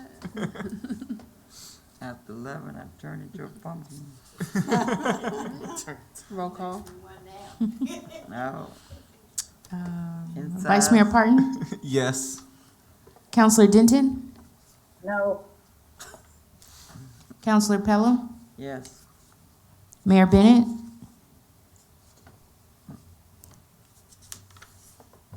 Yes. Yes. Counselor Randolph. Yes. Motion passes. All right, we're moving on to our public hearing.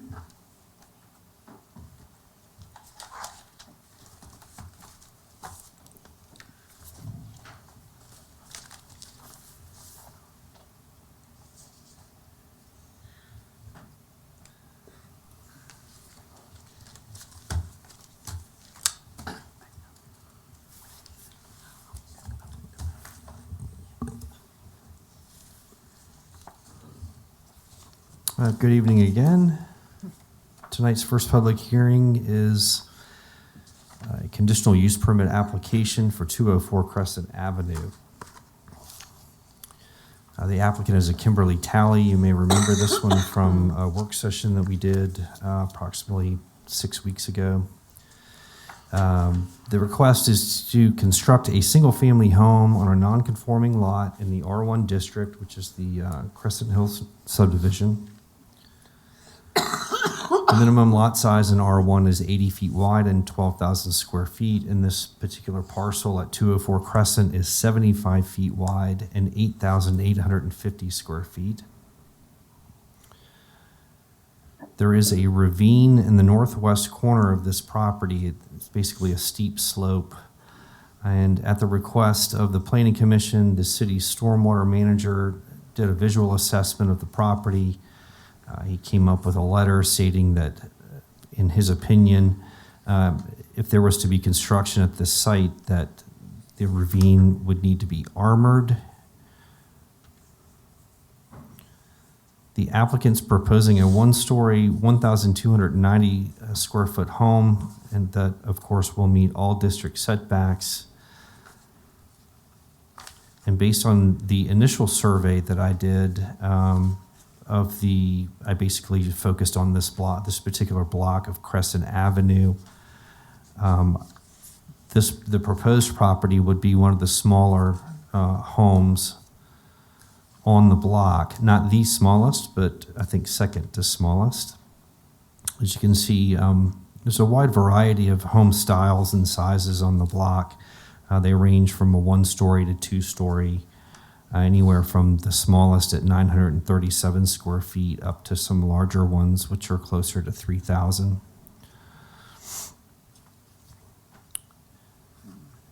I'm going to back up real quick here for 1 second. I did speak with the applicant again on this past Thursday, and she reminded me that at the work session I had offered to expand the study area. I had forgotten that I had agreed to do that, and I believe a particular council person had made mention of that as well. So I quickly did an expanded survey of the study area. I basically went 2 blocks west of this particular 200 block of Crescent, and then I went 2 blocks east and 1 block south. So I included, I took in 46 additional structures. And since it was past time where your agenda packet had already gone out, I apologize. It was not included in your agenda packet. But what I've considered an addendum to the staff report, basically, if I can flip to it real quick, I'll just read to you what my conclusion is. I concluded from this expanded study that as one travels from west to east through the study area, one notices the trend of dwelling units changing from smaller 1-story units in the rancher or vernacular style to large 2-story units in the neocolonial or classical style. The proposed 1,290 square foot dwelling will be one of the smaller homes in the area, with only 4 other existing homes being smaller in this expanded survey of 46 neighboring units. One must consider that the nonconforming aspect of the subject property is its smallness relative to the required width and total square footage for the zoning district, and made even smaller with the ravine and required yard setbacks. In other words, in my opinion, the lot lends itself to a smaller home. Coupled with the stated concern of stormwater runoff with the addition of impervious surfaces, a relatively smaller unit would minimize this impact. In conclusion, staff believes that the proposed dwelling unit, after staff's, planning commissions, and city council's conditions have been applied, will be appropriate for the neighborhood in terms of architecture, size, and massing.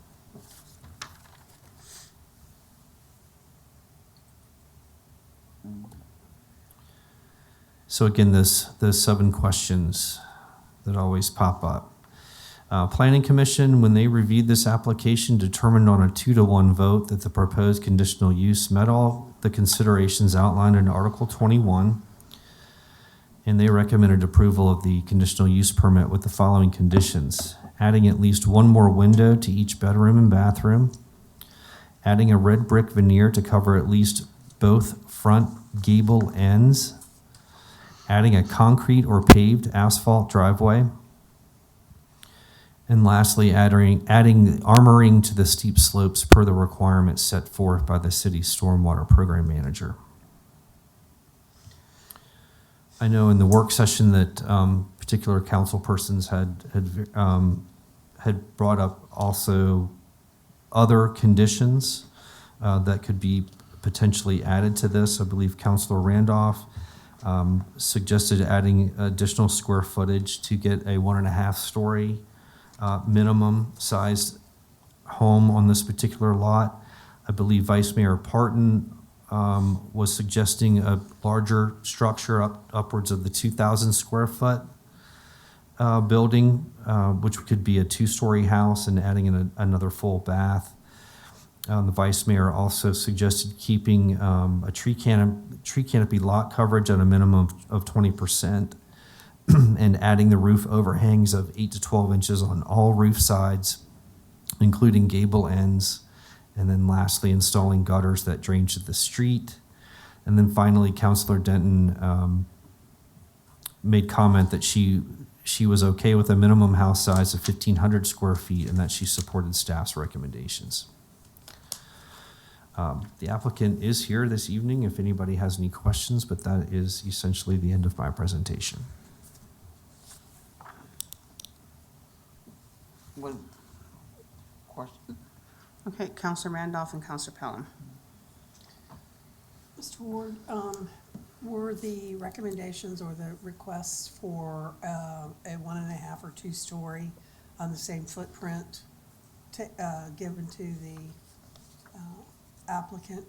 Yes, I sent the applicant those And the written up response? conditions from the work session, sent those to her last week. The response? Was there any response? I think she's willing to respond this evening, if I understood her correctly. Okay. So she did not to me. She also wanted to see the results of my expanded neighborhood survey before she Right. provided any comment back to me. Okay. Yeah. Okay, Counselor Pelham. That was my same question. What was the response of the, that was my same question. Are we gonna let her speak?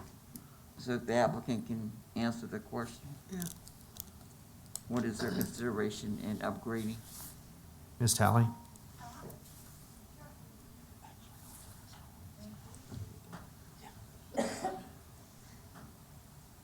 Appreciate the opportunity to share. I did some expanded even past what, Could you Chris Ward introduce did. yourself to the public? yeah, I did what, some expanded searching past what Chris Ward did. And if you look, I think 1,500 is fair, what Janice suggested. I think a 1-story would be better. I think you'd get better use. I sold real estate in Hopewell for about 8 years. I lived in that neighborhood. I have a cousin who lived on Oakwood, a friend who lived in Prince George, on Prince George Avenue. And those houses, while they may say they're 15, 17, or 1,800 square feet, are very chopped up. In fact, the one that I lived on right next to it, 202 Crescent Avenue, had a bathroom in the back dormer. And unless you were a 5-year-old child, you couldn't stand up in the bathtub. So it really wasn't functional. It did not have an eat-in kitchen, which most people, want that. They don't want formal living. This has a very open space. One of the bedrooms was not a full-size bedroom. You could only put a twin bed in it. And so it was, and I've been in the other homes there from selling and from being at friends and neighbors and relatives. Their houses were much the same, very chopped up, not very usable. Another thing I did was look at, I guess in 2018, and can I give these to y'all and y'all pass them out, was a report that was done by the city of Hopewell that says that the Hopewell population is declining. It has been declining. And it seems like the market, and I'll read it if that's okay, I highlighted it for you guys so you could see it. The market for Hopewell would be slightly more women and larger age over the age of 65, which I can answer almost to that. I'm not quite over 65. But those type of women, single, so they're on a fixed income, that seems to be your market, Hopewell market. Fixed income, they don't want a lot of repairs, they don't want to heat and cool it. And so I think it would be wise to build something that would be also a nice house, but that would fit, someone who is moving to Hopewell. Someone who wants to be on one floor, they don't want to go up and down the steps, they don't want 3 bedrooms or bathrooms to clean. They've got other things to do.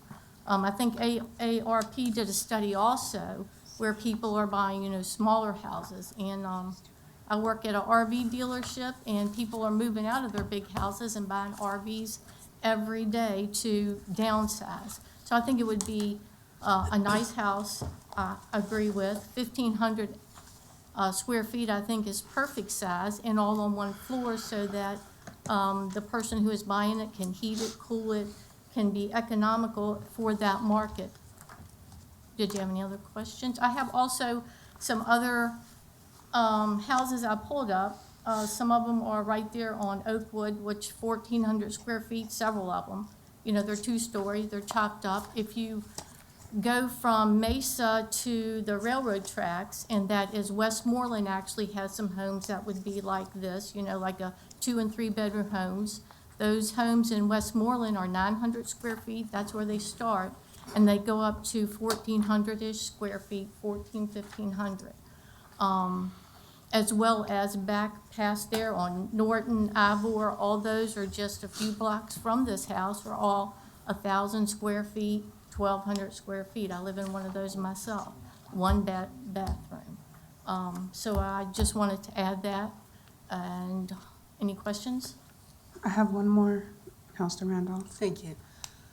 Ms. Talley, since you and I went to high school together, I certainly understand your thought process of this, but what I don't understand is that your original plan was for 1,200 plus, and you're agreeing to move it up to 1,500, the suggested from Ms. Denton? Is that what you're saying now? If that's what it would take to get an approval, yes.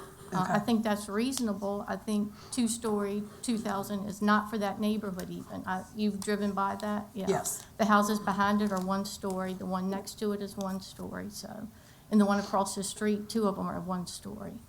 And you agree with the other requirements that Mr. Ward has put on you? Because, I mean, Mr. Ward, if she does agree to a larger footprint, is there any other process that we have to go through? Because that wasn't clear, and I assume that you didn't know that she was agreeable or amenable to that at this point.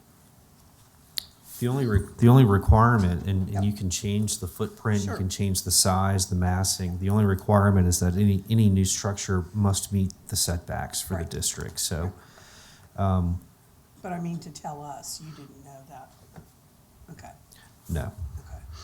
And I wasn't sure of Ms. Talley's reaction to the staff's recommended conditions either. Okay. In terms of like the brick front, Okay. brick veneer, that sort of thing. Oh, we talked about that. You and I may have, but I think they're interested to know on the other conditions. Mm-hmm.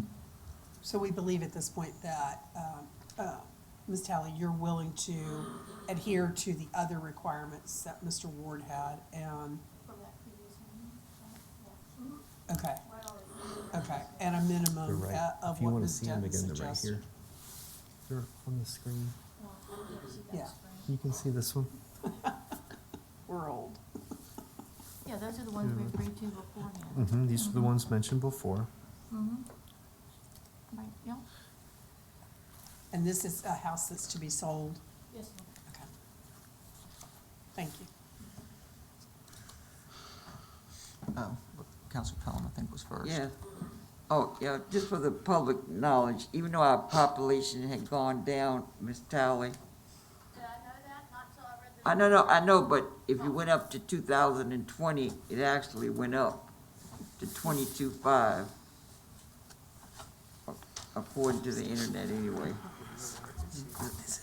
So, and with the prices of homes today, you don't think if you increase the square footage, the house would sell or something?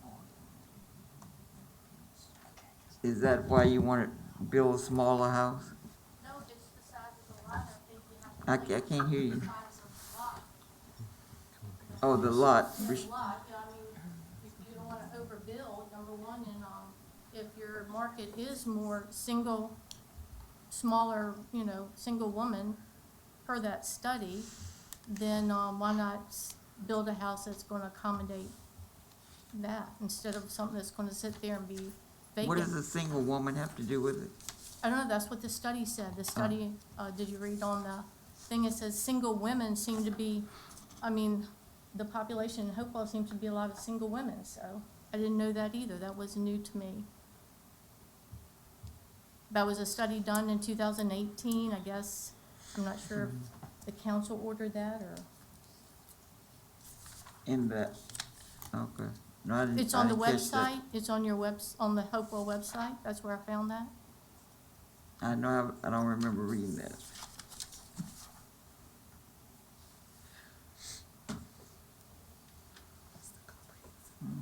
Mhm.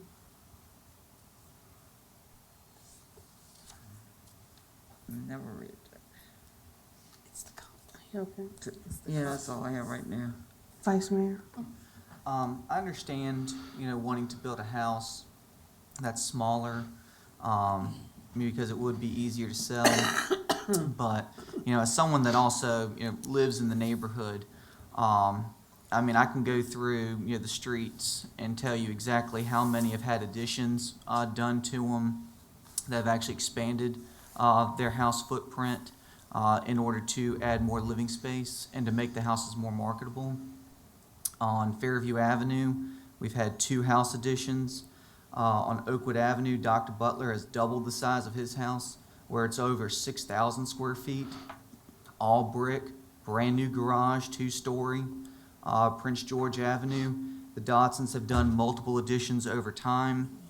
Another young lady and her fiance have bought a house, and they're looking at putting an addition onto their house. And I understand that, you'd like to build a smaller house, but, this is a neighborhood that has bigger houses that, have more bedrooms and bathrooms. And, if you're asking us to build on a, what I would consider as an unbuildable lot, then, I'm going to expect you to, come up to a higher standard with the house. I don't think that that's unreasonable. The average house in that neighborhood, I think, through the report analysis, and I don't even think it's considering Dr. Butler's 6,000 square foot house, which I think would throw that number way up higher. But, or, talking about on my street, Fairview Avenue, where you've got multiple 4,000 square foot houses. So I don't think, asking for, 1,800 square feet is unreasonable. To, have 1,500 square feet, which is still, over 25% smaller than the majority of the houses in that neighborhood. That's just something that. And actually, I have a lot of them, I didn't get to print them all off, but these are, and they start 1,500, 1,200, 900 here for you to look. That's Oakwood, Prince George, Crescent Avenue, the 2 that are behind it on Mesa. Those are the predominant sizes, not the, and again, selling real estate, they always say you don't want to own the biggest house on the lot. You want to be, in the middle. And I think 1,500 is reasonable. Well, Especially for the lot size. We're talking about the lot size. Sure, If but it was a bigger lot, then yeah, I would agree with you. Well, you can build up. That's not So going to do we're- anything to your footprint. So we're gonna try to keep up. Yeah. That's my Quorum. comments. Thank you. Thank you. Okay, at this time. Mayor, Counselor Denton, sorry, she has her hand raised here. She on had another Zoom. question? Yes, ma'am. Counselor Denton? Okay, yes, Ms. Sally, I do appreciate that you are willing to enlarge it to 1,500 square feet. That is a good size rancher. It is approximately average for the city of Hopewell. I know the townhouses in Cobblestone where couples live is about 1,476. So 1,500 is a good number. And if you're willing to the staff recommendation of adding the windows and working in the gables and so forth, and knowing what the market is doing right now, even to want to do this, not knowing what the cost of materials are going to be, I would certainly be in favor of this project, because if you go much higher, you're going to outprice the neighborhood. So if you're willing to do those three things the staff has asked, and increasing it at least to 1,500, I would be in favor. Thank you.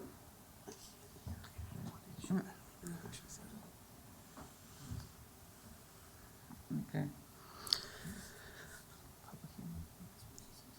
this time, Can I you have another question? Yes, ma'am, just one quick question. Mr. Ward, this was approved by both the department and the planning commission, correct? Or, The application went before Planning Commission. They recommended a 2-to-1 Right. approval. Yeah. No site plans or anything have been submitted, and of course, the applicant's not going to do that unless they know that they can proceed. So the department has not approved anything. right. I'm sorry, I misunderstood you then. That's all right. Okay. Okay. May I say one thing, with all the verbal agreements, how we expected to vote on something then? I don't know what, is this the final? I'm just gonna put in a motion. I would put in a motion and state the conditions. Yeah, because, I mean, do we need to postpone it until you get back with us with the actual? Size. I'm confused. I'm not confused, but I really don't know what it entailed totally. Tell me, what's in here is all the conditions that she has agreed to. My understanding from this evening is the applicant has agreed to the conditions that you can see on your That's it, screen right verbally, now. yeah, she's agreed verbally to those conditions. Yes, ma'am. So how do we? Including the additional condition tonight of the 1,500 square foot home. Now, you may have other conditions you may want to add to that, or particular counselors may have other conditions to add to that. But those are the ones I'm aware of that the applicant is agreeable to at this point in time. Okay, and in your motion, you'll be adding different. Yeah, every condition that was submitted from all of us is pretty much what's going in my motion. Okay. And the increase in size will be to what? 1,800. Okay. All right, No. thank you. But we gotta open the public hearing first. We do have to open the public hearing, but I have a question. Now I do. Okay. If we increase the square footage size, would that be out of the, because of the lot size, is that allowed to increase it to 1,800 square feet? Would it accommodate all the Yes. setbacks and everything? With the spacing, the yard, curb to gutter? You can make pretty much anything meet the setbacks, you just go up instead of out. So here's. what potentially could happen is if you set the square footage total and the designs that were put forth by the applicant originally cannot accommodate the additional square footage, that the designs have to change completely, then you kind of have to start over again. Does that make sense?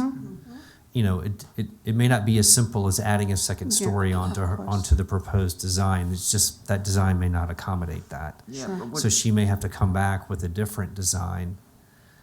would that cost her money for application fee, anything? It would not cost her money on an application fee. But it would for the design. It likely would cost the applicant additional money on a different house design. Yeah. She has a builder that's lined up, if I understand that correctly. You just can't tweak a design. I don't mean to sound Unfortunately. like a broken record, but we did have a conversation that we need to have a joint meeting with the planning commission so that we can, Yeah. you Get know, those type things. So- yes. Because we're gonna continue to go in circles and chase our tails like this evening. They need to know what our expectations are and what our plans are, so. I would definitely, it's either It's on take the it or leave books, it I today. think. There's nothing else you can make a motion, but that's not what we're here for. We have a public hearing that was printed out, and this is what's on the docket. So we have to go with that or not, okay? At this time, I will open the public hearing. Anthony Sylvester, Ward 3. Okay, I will read you. If you wish to speak before City Council, please list your name and residence, locality, Hopewell, Prince George, etc., your ward number and phone number. Well, ward number is fine. Each person addressing the council shall step to the microphone, give their name, locality, phone number, and limit comments to 3 minutes or less. No person shall be permitted to address council a second time until all others have been heard once. No one shall speak more than twice on any subject in one meeting. All remarks shall be addressed to council as a body and not to any one member thereof. No person other than council and a person having the floor shall enter into any discussion either directly or through a member of council without permission of the mayor.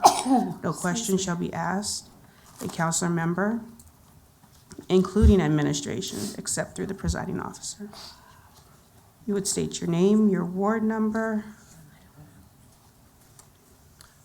Good evening, I'm Anthony Sylvester, I live in Ward 3. I live at 109 Crescent Avenue, which is the block as you go, I guess it's east or west. As you go up Crescent towards City Point, I live in that second block. So the two houses that you saw that are in the block that deals with this particular cup is one block down from mine. Couple real quick comments. Number one, I'm not going to get into whether it's 1,500 or 1,800.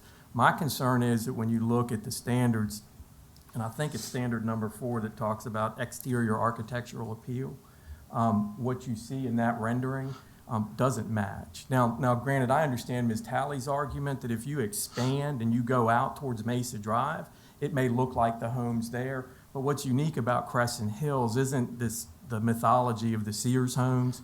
It's the fact that all of those houses, including Ms. Talley's home that she referenced that's next door to this lot, each one is eclectic in a way. This doesn't meet those architectural design elements. 2 immediately jump out to me, and I'm not asking you to agree with me because I'm suggesting it. I'm asking you to consider what you've done with other homes in this neighborhood. If you go up to the corner of Mesa and City Point, you'll notice that the 2 houses that were built there had higher end siding on it, not vinyl siding, had what's called fish scale siding. If you look at those homes, if you look at the homes that Donnie Barber puts up, they all have those kind of neat little elements. And so for me as a homeowner, if I'm looking, I don't want to get into all this about 1,800 versus 1,500. I think if you put an 1,800 square foot, I don't know what it would look like, but it would sell. And I'm always struck by the fact that when we get to whether department heads live in this city, we always say, whoa, there's not suitable housing here. But now what are we doing? We're going to sell to somebody in the lower end of the market. Now, again, everybody, I'm not going to throw the sort of boogeyman out there with regards to rental property, but I am concerned about that. Everybody in the city is concerned about that. You can say that this won't be rental property, that you're intended to sell it to an owner, but we all know, we can all go into neighborhoods that 5 years ago were not ever envisioned to be rental properties, and they're now rental properties. And so I would just ask you to be conscientious about that. Again, I'm not so much concerned about the square footage. I'm concerned about architecturally whether it fits within that neighborhood. And again, you can go up on Mesa Drive and the rendering might match those, but Crescent Hills, you've got sidewalks on each side. You've got sort of a unique between Crescent and Prince George and then Oakwood. That's what's referred to as Crescent Hills. This house does not match those. I can't think of another house on that street on Crescent that has vinyl siding, for example. The one directly across the street might, but I think the square footage on that is almost 1.5 times. So where you go in and you look at vinyl siding, you know, you got to also consider the size. I know I'm running out of time. The last thing I would comment is that what I heard Mr. Ward say was that when he expanded to 40, that there were 4 other houses in that 40 that kind of matched this size as submitted.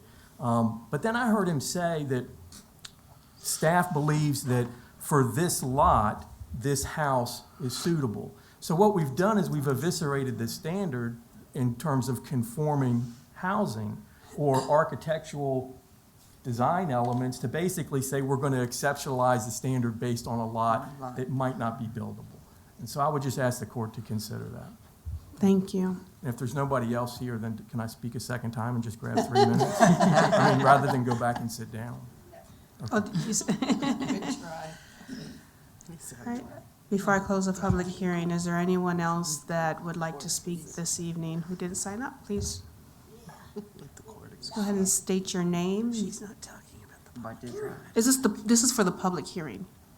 Isn't this a public hearing? Not, it- there's communications from citizens. Communications from citizens is after the public hearing. We're speaking about the house house that and- lady wants to build, not anything else. Okay, when is anybody gonna be able to speak, you know, because I'm. Next. Right after this. After the public hearings. Mhm. Okay. Thank you. Public hearing is now closed.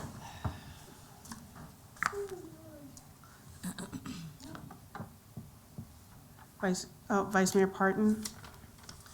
Yes.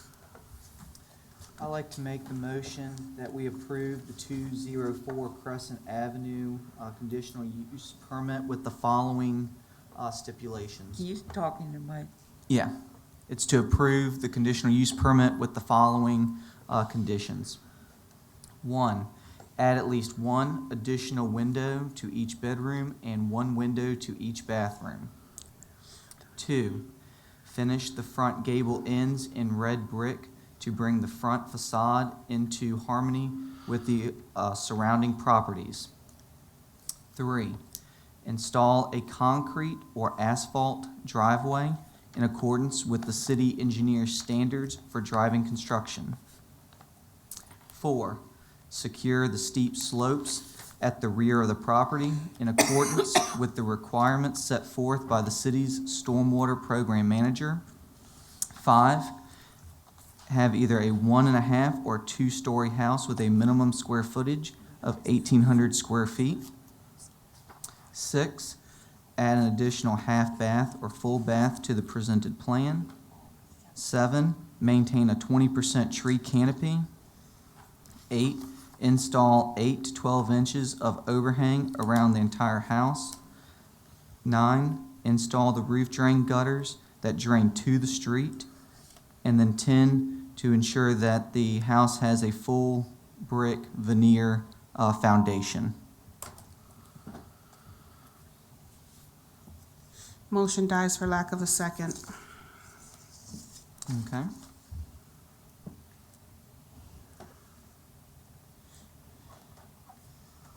All right, well, Is there any other motion? I'll make a motion that we deny the conditional use permit. Second. Any questions? Roll call. Mayor Bennett, Yes. Vice Mayor Parton, Yes. Point of order. Something. Can we make a motion for the, or we can't deny it? Okay. Yeah. Thank you. What she asked? Can we deny it? That's what the motion. Continue. It's been a with roll. while, it's been a while. Councilor Randolph, Yes. Councilor Denton, No, Councilor Pelham, Yeah, if I say yes, I'm denying it, right? Yes. Yes. wait, motion passes, Mayor. Okay, thank you. Public hearing 2.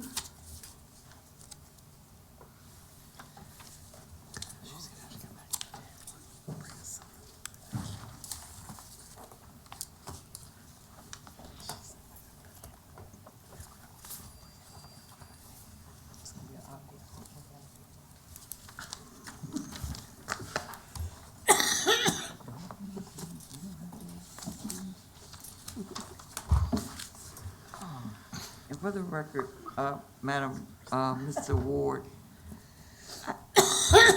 the statistic that was given about the single women, if somebody can find that on our website, 'cause I'll look again too. It may have come out of the Comp comprehensive plan, plan. Oh, Comp plan. okay. Is it the Does it say 2003? women or does it say single women? That's what I need. I I think I heard single women. I know what she said, but I Yeah, I don't know, I can't remember. somebody can find that for me. I can try to locate that. Yeah, but it's out of the comp plan. I'm gonna try to.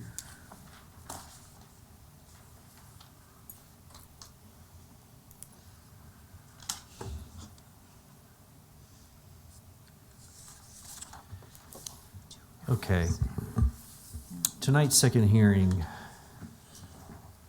Again, it's a conditional use permit application to construct 2 single-family detached homes on a non-contiguous, non-conforming parcel, which is parcel number 0750140.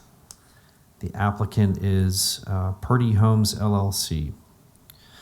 Again, they're requesting to construct a single-family home on this non-contiguous, non-conforming lot in the R3 district. It's here at the corner of Maryville and Courthouse Road. Minimum lot size in R3 for single-family construction is 50 feet wide and 5,000 square feet. I'm going to reference this, the corner lot is 50 feet wide and 3,750 square feet, and the interior lot is 52 feet wide and 3,120 square feet. Again, the applicant has proposed to construct a 2-story, 1,297 square foot home on each of these lots, and as required, they will meet all district setbacks. In the survey of the surrounding homes, I actually did quite a large survey here. It was over 40 homes, I believe. And most of them are 1-story, around, they could be range anywhere from 669 square feet up to the high teens. They tend to be, again, 1-story wood siding, vernacular style homes.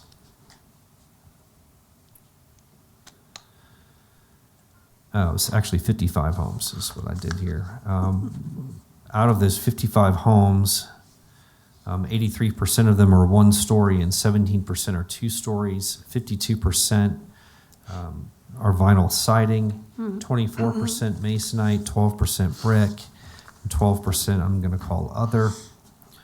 The average square footage of these 55 homes was 1,092 square feet. Here are our infamous 7 questions again, considerations. The Planning Commission recommends on a vote of 3-0 that the proposed conditional use meets all the considerations outlined in Article 21, and they recommend approval of this conditional use permit with the following conditions. Number 1, assign a new parcel number to the grouping known as lots 7 and 8. Number 2, include brick veneer to cover all 4 foundation sides. Number 3, include cement board, wood composite, or vinyl siding on all 4 sides. And the 4th condition was to construct a covered front stoop. From the council work session, additional comments came out of that particular meeting. Vice Mayor Parton suggested including the 8 to 12 inch overhangs on all roof sides, including the gable ends, and keeping or maintaining a minimum tree canopy lot coverage of 20%. I believe Councilor Pelham had made a comment about potentially installing curb and gutter. We had the comment, we discussed that earlier this evening about the curb and gutter issue. I have discussed these considerations with the applicants. They are here this evening if you have questions for them. But they are in agreement with the conditions, is that correct? As have been set forth between Planning Commission, staff, and City Council work session. Councilor Pelham, Yep, that and then concludes. Councilor Randolph. Me first? Yes. I didn't get a chance to go by there. Does the other part of the street have curb and gutter? Do you know? I am not aware of curb and gutter. Because if it doesn't, I will withdraw my comment.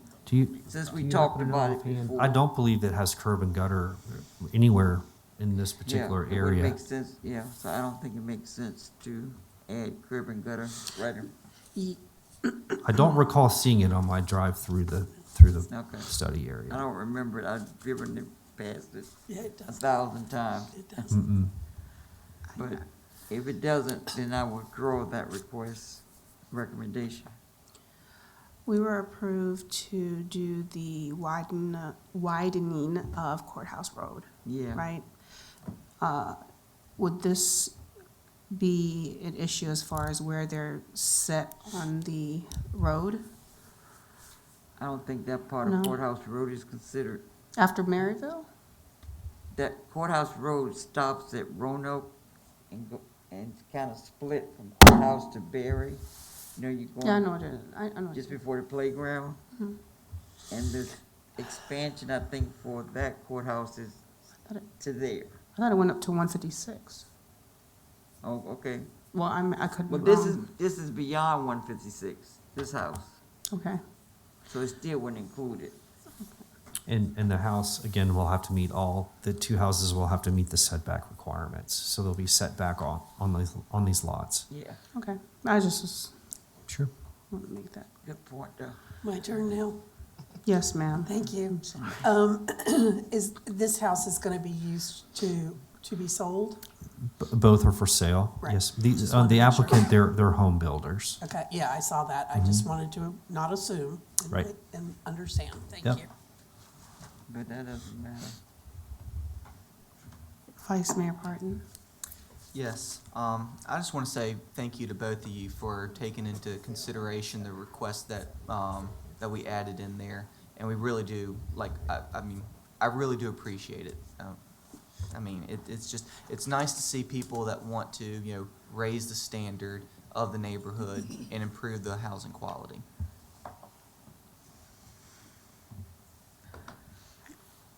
All right, any other questions? I'll open the public hearing. Is there anyone who didn't get a chance to sign up for the public hearing two this evening, would like to come up and speak? No, not yet. Almost. Mayor, I have my hand raised. I'm sorry. I'm sorry, give me. All right. And close the public hearing. Counselor Denton? Yes, I would just like to ask Mr. Ward, does he know whether these are going to be for sale to homeowners or are they going to be rental property? If I heard you correctly, is the question, are these properties going to be built for sale or to be used as rental? Is that correct? Yes. My understanding is they're being built and they will be for sale for owner occupant. Owner occupant, all right, thank you. Yes, ma'am. And would you like to entertain the motion? Yeah, I'll do it. Just read it straight from the staff report. Oh, I move that we approve the Courthouse Road conditional use permit with the following conditions. 1, assign a new parcel number to lots 7 and 8. 2, include a brick veneer cover to all 4 sides of the foundation.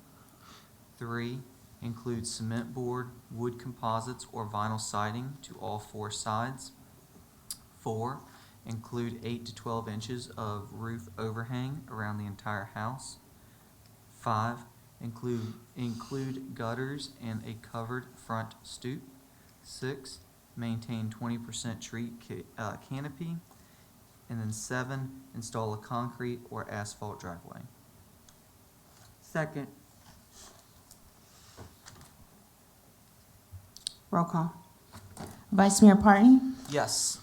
Counselor Denton, No, Counselor Pelham, Yes. Mayor Bennett, Yes. Counselor Randolph. Yes. Motion passes, Mayor. Thank you. This time. I don't think it's that.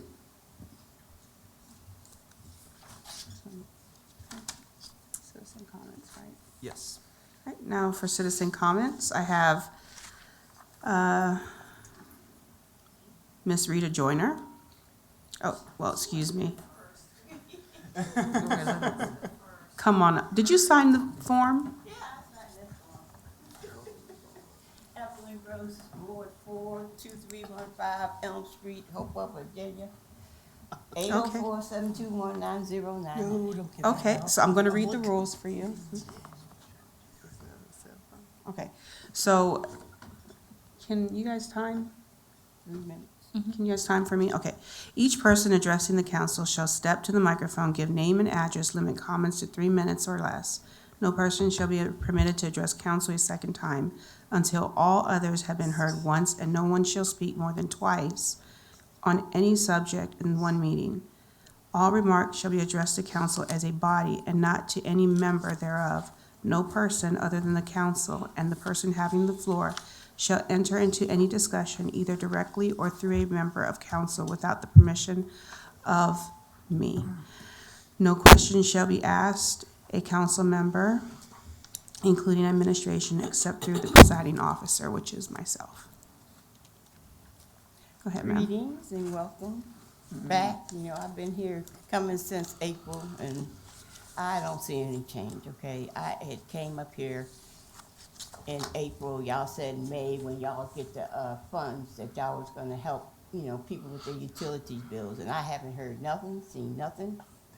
You know, it's like she said, yeah, there's a whole lot of single women. I'm one of them, okay? Yeah. You know, and it's just sad, you know, we're trying to get through this life the best way we can, okay?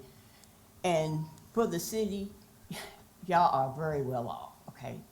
We can afford to help people. I know people like me. You know, I'm 68, okay?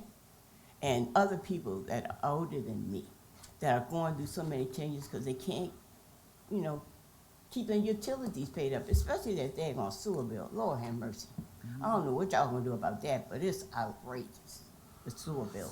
But I asked, they said in May that they was gonna give funds out so that they can help people with the utilities.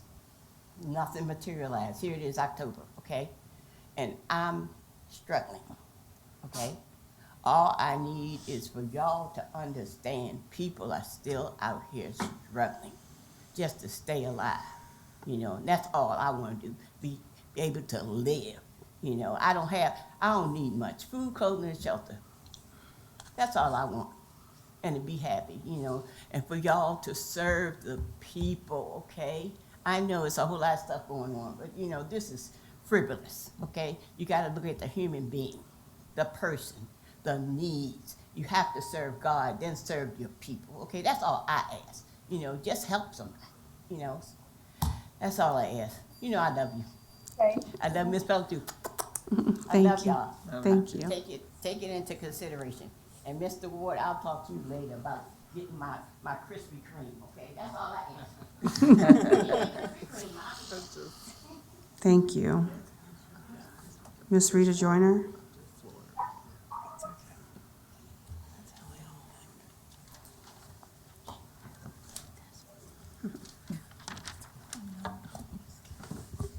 My name is Rita Joyner, live in Ward 1, 711 Francis Street in the city. Madam Mayor, Mr. Vice Mayor, honorable council members, and Dr. Manker.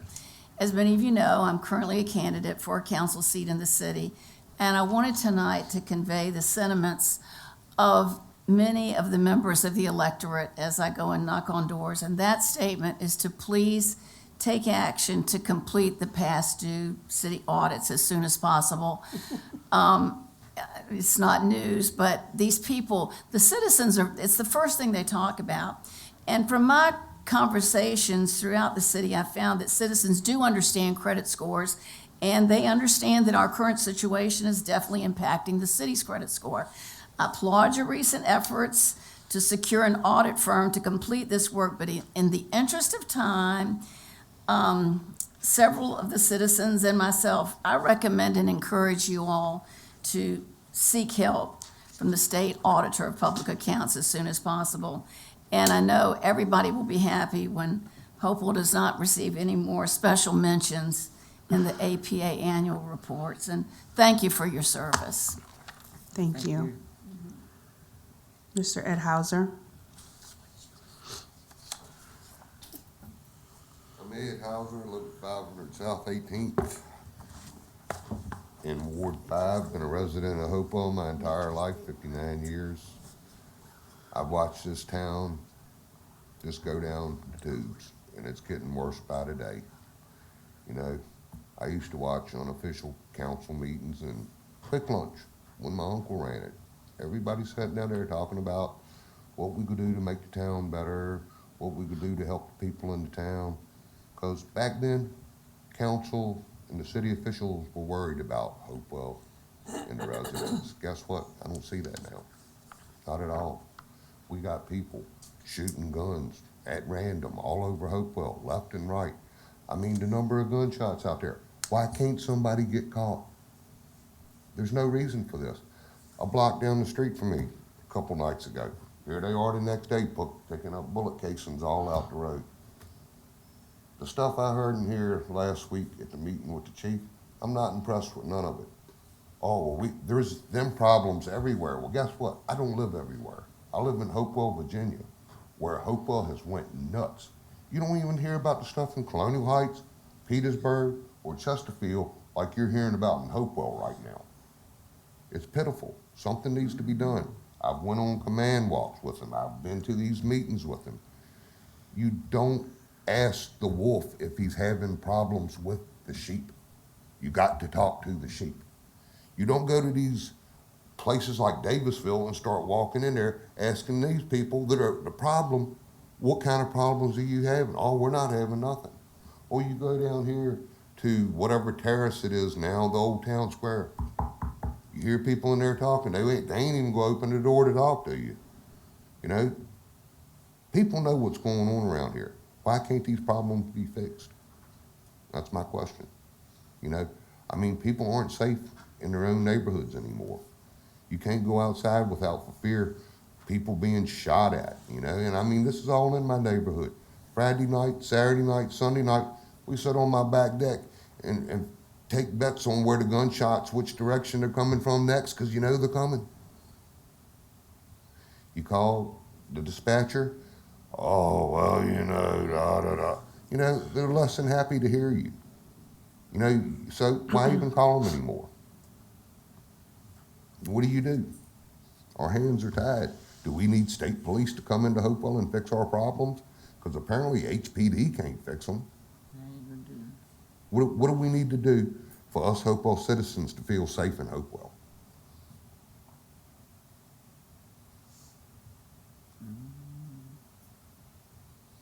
No answers? Actually, with citizen comments, we can't answer or communicate back and forth. We're here to listen. Okay, well, you know, that's my concern. And then, you know, you had a gentleman coming here blowing it up about downtown Hopewell, brand new business. And your time is up. Did you have anything else that you want to finish with, sir? Well, like I said, I was just going to go into detail about downtown Hopewell. You're worried about keeping businesses down there, but you can't clean the drug addicts, the bums, and the people who are vagrants harassing people off the streets. Guess what? Get HPD to do their job. Thank you.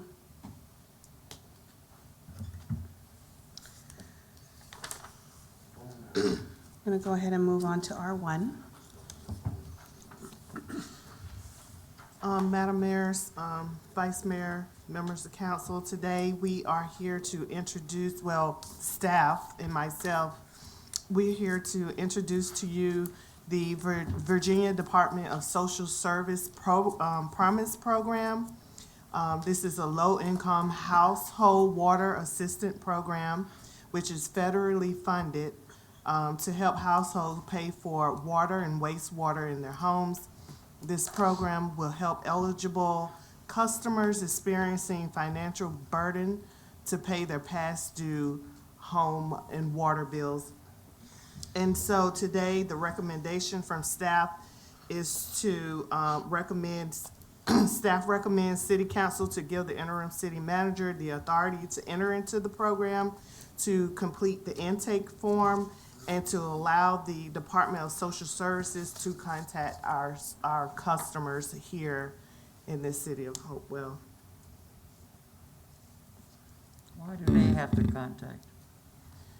So it is a program that's established with the state Department of Social Services, not our local social services. And so they need permission to contact our customers. And so that's the request. We have to complete an intake form, so that gives them permission on our behalf to contact their customers to receive up to $2,500 payment for water services or past due water bills. Like we were Maxon- just, May I ask another question? yes. But it's not only for people who are on social services, correct? No, this is for anyone who is. Meets the lo- threshold. Yes, Okay, yes. One-time payment up to $2,500. great. So go get the lady. Well, we got her Vi- contact information. Vice Mayor Parton, I was just gonna go ahead and just make a motion. thank you. I move that we give this interim city manager the authority to enter the program and complete the intake form and allow the Department of Social Services to contact our customers. Second, Discussion. yes. And we all need to put it on, we can put the information out there as well, Yes. or everybody. There's a wonderful newsletter from the city manager's office, and she will We- definitely, and it, yeah, I can't you will never do, open you it. would push Yes. that out? Yes. And is it possible we can add to that, to when she does communicate that to the citizens, if we can do a mailer? See what it would cost to put that information in the water bill. Everybody We gets the water. we can add that to the water bill because that's being Yeah, mailed but out and it's not Okay. an additional. It's a cost to it, right? Okay. It is a cost Yes, there is a to cost insert Okay. a flyer or something. But fine, it's probably worth it, It is Let- worth it. because someone is not gonna get the message.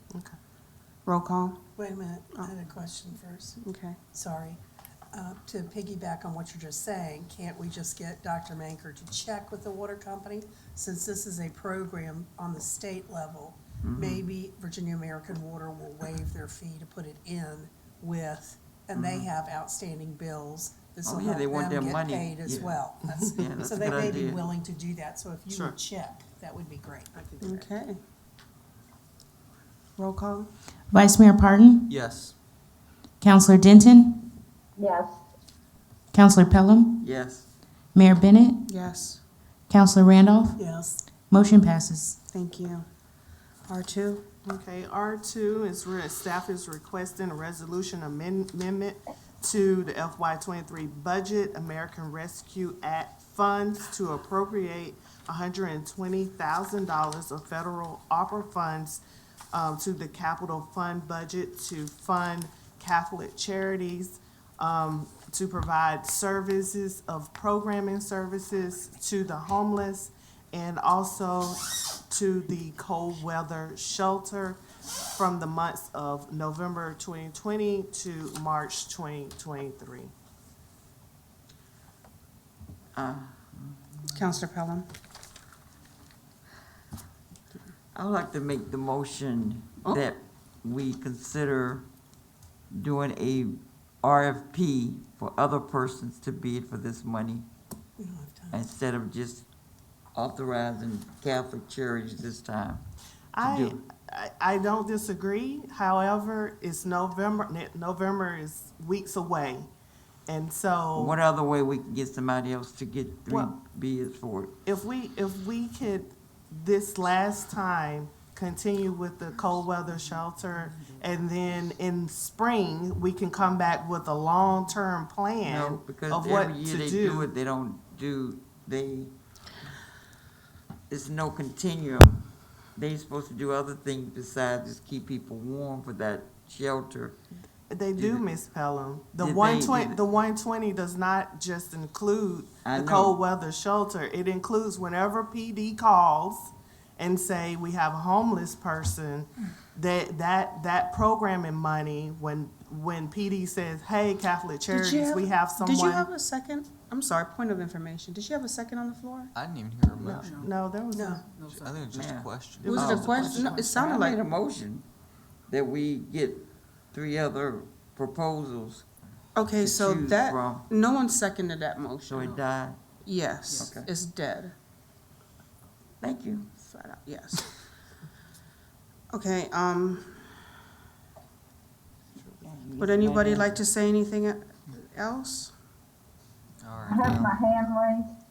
Counselor Denton? Yes, I'd like to make a substitute motion. The motion died. Motion. There's no motion on the floor. Okay, then I'd like to make a motion. Yes, ma'am.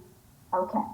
I would like to make a motion that we appropriate a total of $120,000 to the Capital Fund 071 for the payment to Commonwealth Catholic Charities to fund the cold weather shelter from the month of November, which is next month, 22nd to March of the 23rd. second. Question. Madam Attorney, do we have to get a bid since it's $120,000? Or is this agency on the state Good question. There might be, contractors listing? there might be a state contract that would allow for you all to move and. Say, I can't hear you. Sorry. I'm sorry. There might be a state contract which allows Commonwealth Catholic Charities to act as a recipient of the ARPA funds. I just would have to research and make sure that they are one of Well, them. can we authorize somebody without bidding for it, $120,000 contract?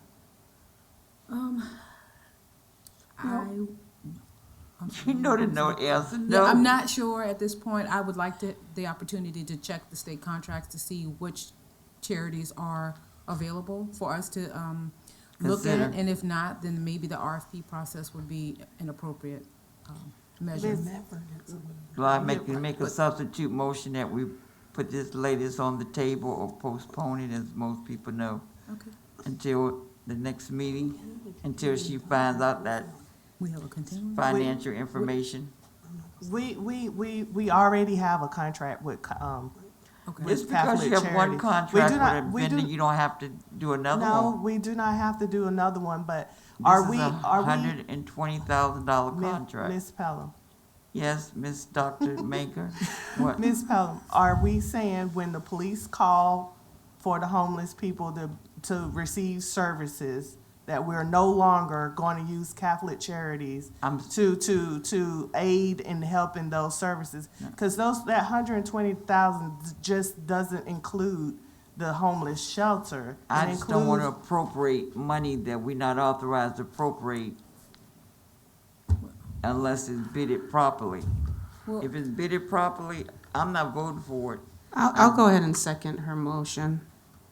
To postpone it till we know all the facts. You can't just give Wait a minute, somebody she's doing a 120 substitute grand. motion, don't we have to vote on a substitute motion?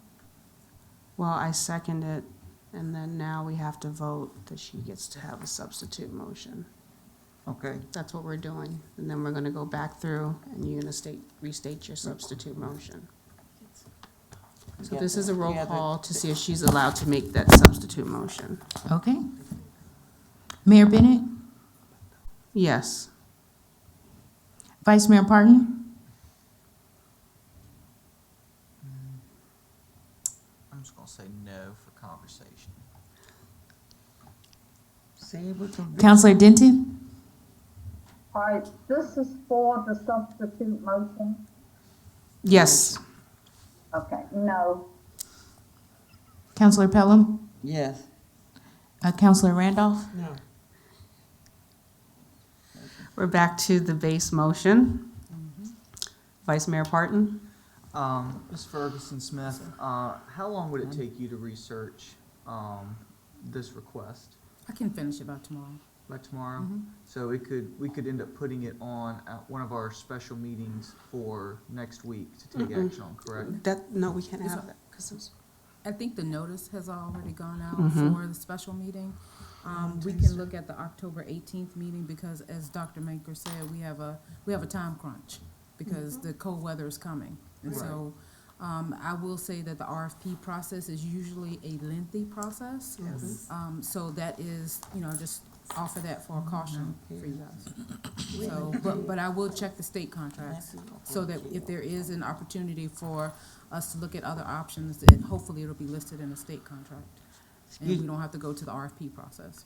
Yes, It ma'am. doesn't have to, what's the process that you don't have to do an RFP?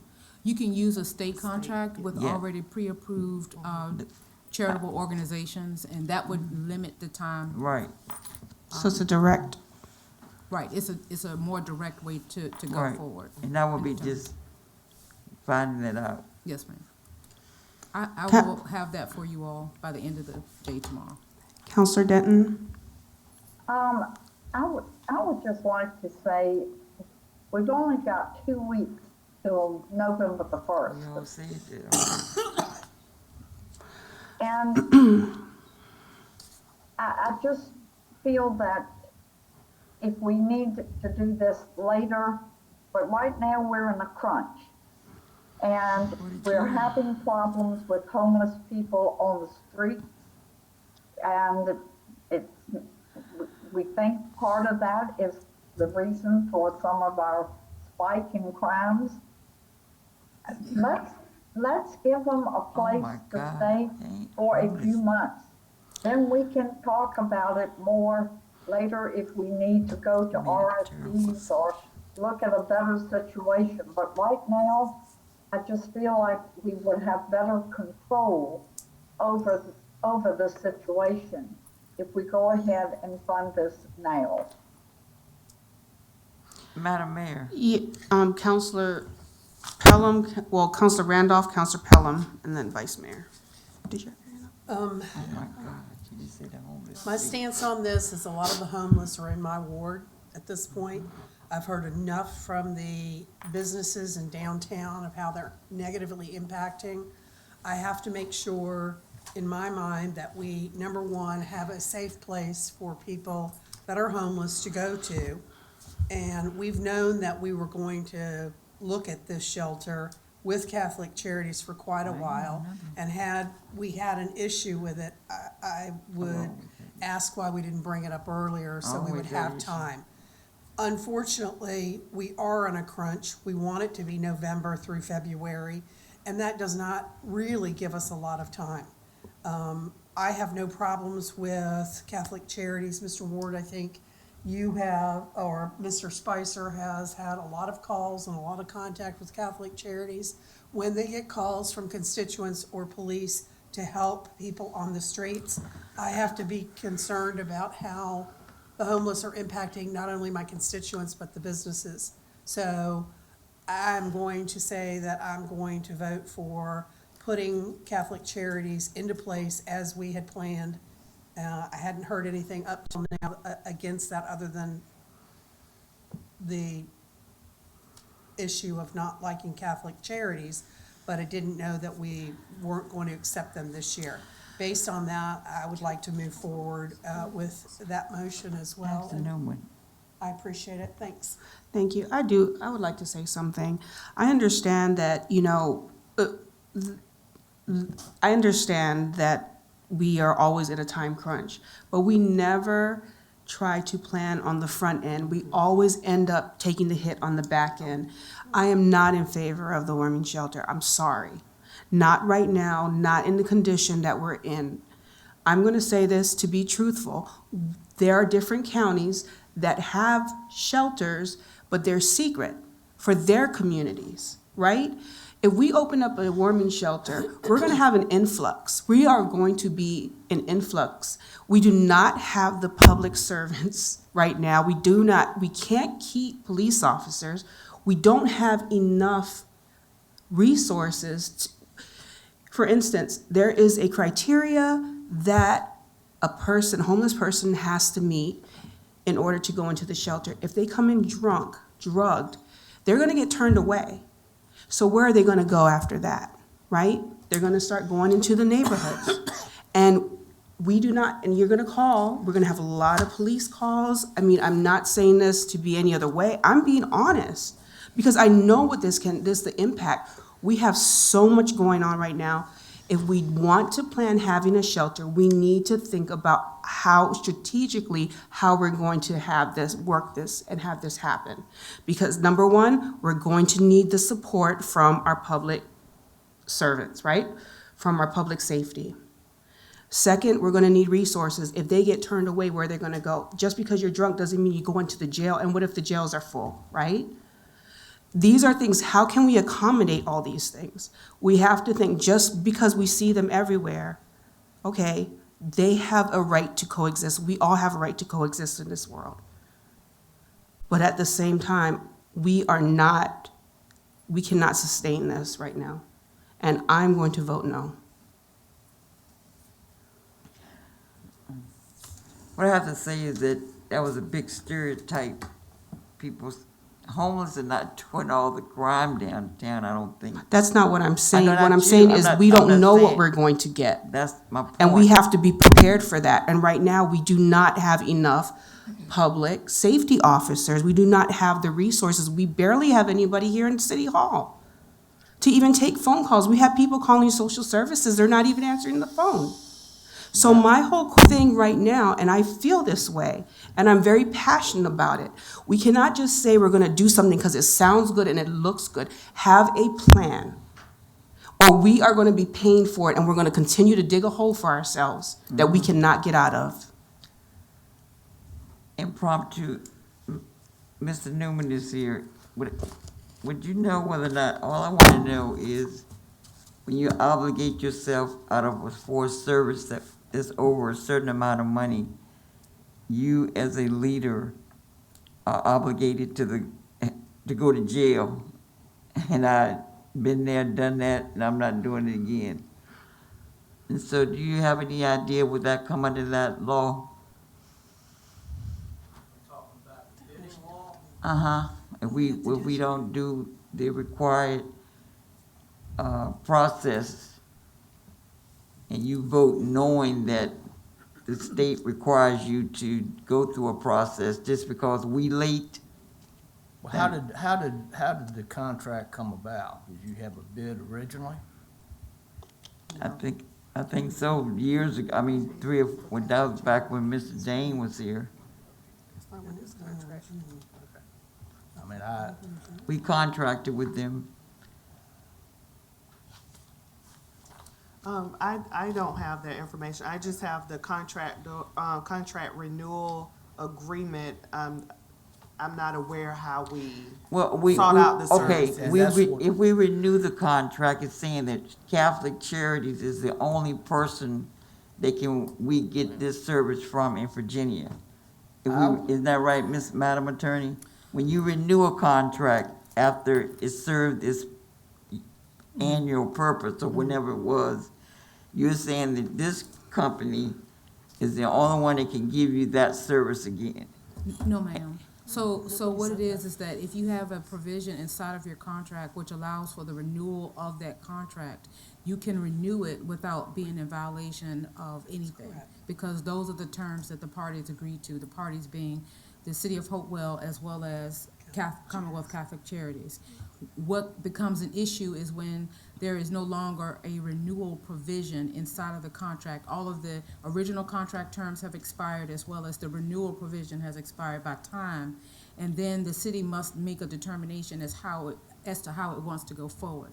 Namely, are we going to indulge in RFP process, which is a longer process, or are we going to indulge the state contract process? Yes, ma'am. Or state contract, Yes, ma'am. okay.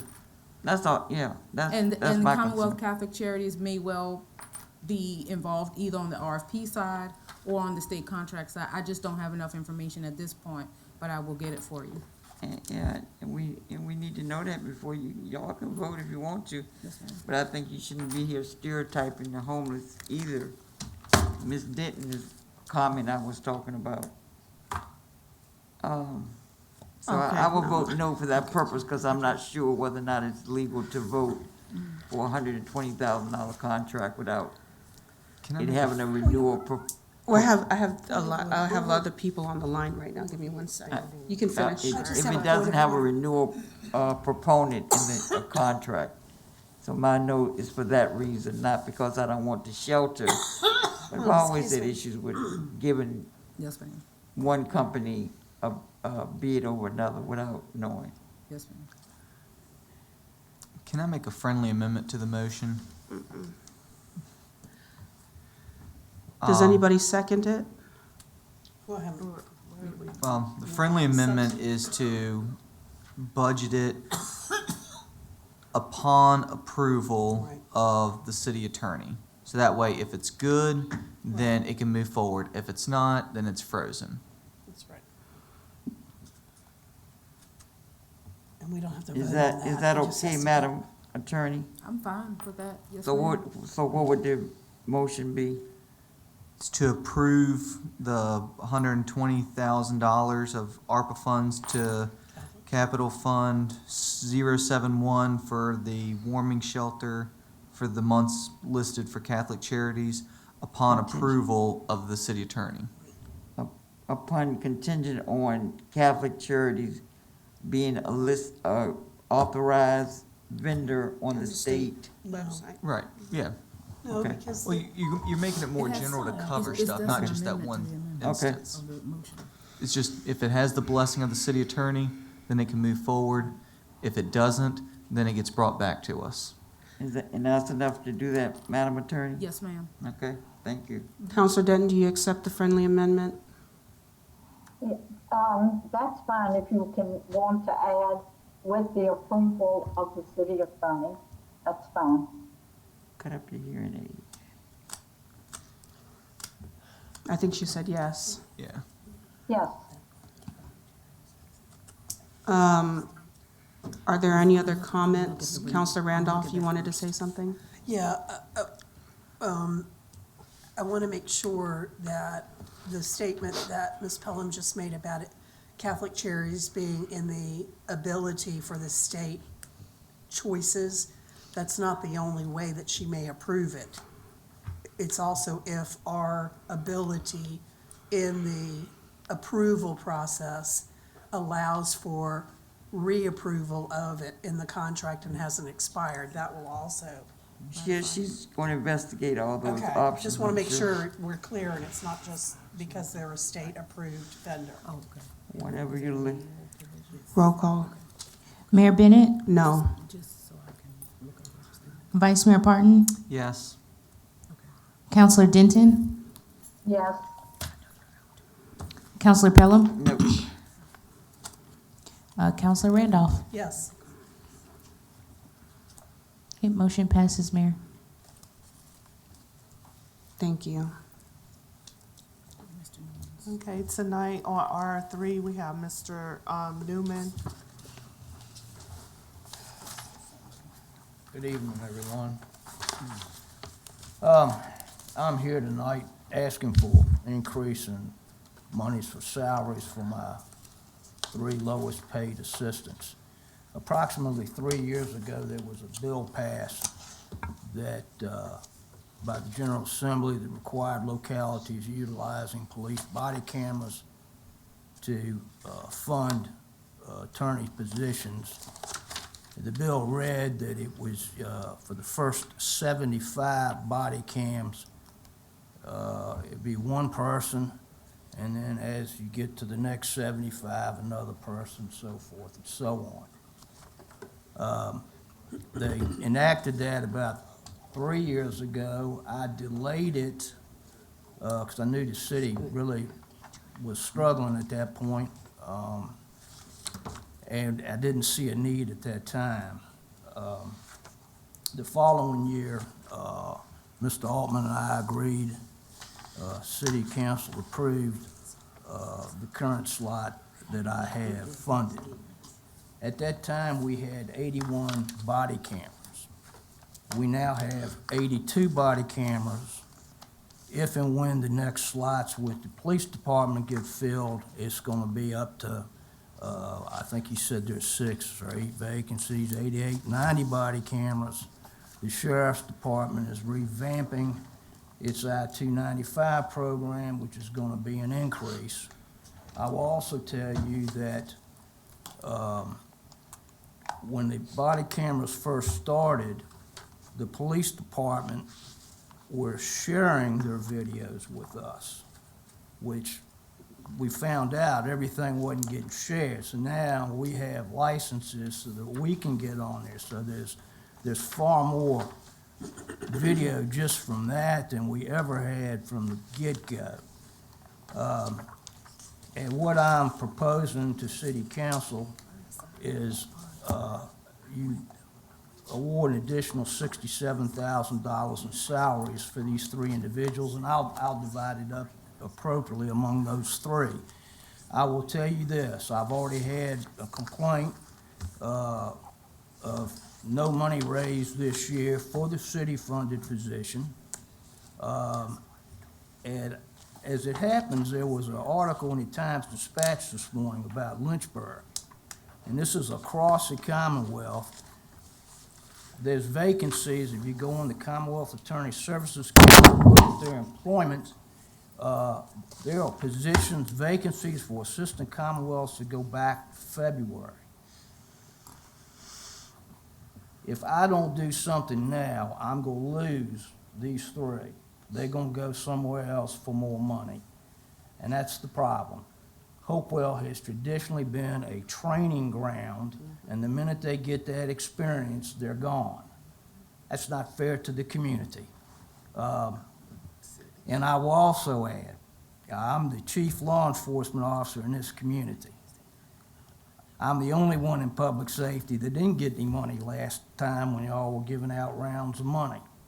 So I'm asking for that $67,000. I hope you will strongly consider it. I looked at the article in Lynchburg, and she's talking, the Commonwealth Attorney there is talking, I think she had 2 vacancies, it was in the paper this morning. She's talking about not prosecuting misdemeanors anymore because she doesn't have the manpower to keep up. And the interesting or the wild thing about it is Lynchburg's right there with Liberty College with law schools, and they can't get lawyers. So it's and it's not unusual. It's the same thing with every industry in the country. Hey, people don't want to work, and you can't get them to work. But I hope you all strongly consider it. Thank you. Thank you. Counselor Randolph? Mr. Newman, these would be salary increases, much like what we gave. Your staff did not get the cost of living increase last year? No. Okay. And why did you not include this in your budget last year for us? Well, it came up. There was some discussion. We will try to work it out. Mr. Terry, of course, he and I have discussed this. His opinion of what goes on is different from mine. And it's just, it came to fruition. And it was at the time, I think I did come down here for a couple meetings and couldn't get heard. And so it all just kind of. Okay, but you did not ever put it in your budget for this year? I did. You did? I did. I think I asked for it, but it was. Mr. Terry, do you know why that was taken out of his budget? The manager took it out. I know, but I just want to hear if there was a reason that we know. Hey, Master, how you doing? I'm okay. I don't know why it was taken out of the budget, otherwise we were short, I know, on funding. What I was able to give him some support on was in this current governor's budget, the reference that he was referenced had expired, and they had put into for the current year that there was no funding, additional funding to support what he needed. So I did look at it, but it just wasn't there. So. And if we were to give Mr. Newman this $67,000, where would we want to get it from? We're gonna have to pray. Pray? Is that what you said? Sorry, we're gonna have to pray. We have to look. I mean, Okay. You all did what was needed. Did you say and pray? We're operating within what we need, so he knows I support what he's talking about, but we'd have to. Okay, so we've given other salary increases, but we can't do this one. We have to pray? Yeah, Oh, because my We goodness. only You're the- gave one salary That is not increase was for the police the other ones department. that we did was based on vacancies, based No, on we've where done we're at. recent No, no, ones no. that we're not gonna get into here, but No. I'm just asking. In December, we can get it from the unassigned fund balance. Well, Just here's do the that thing. I arbitrarily. just have, I want to speak, I just want to speak on this. Can I finish first? Oh, I'm sorry. That's okay. So unassigned fund balance is the only place that we could get it from. I'm just No. asking.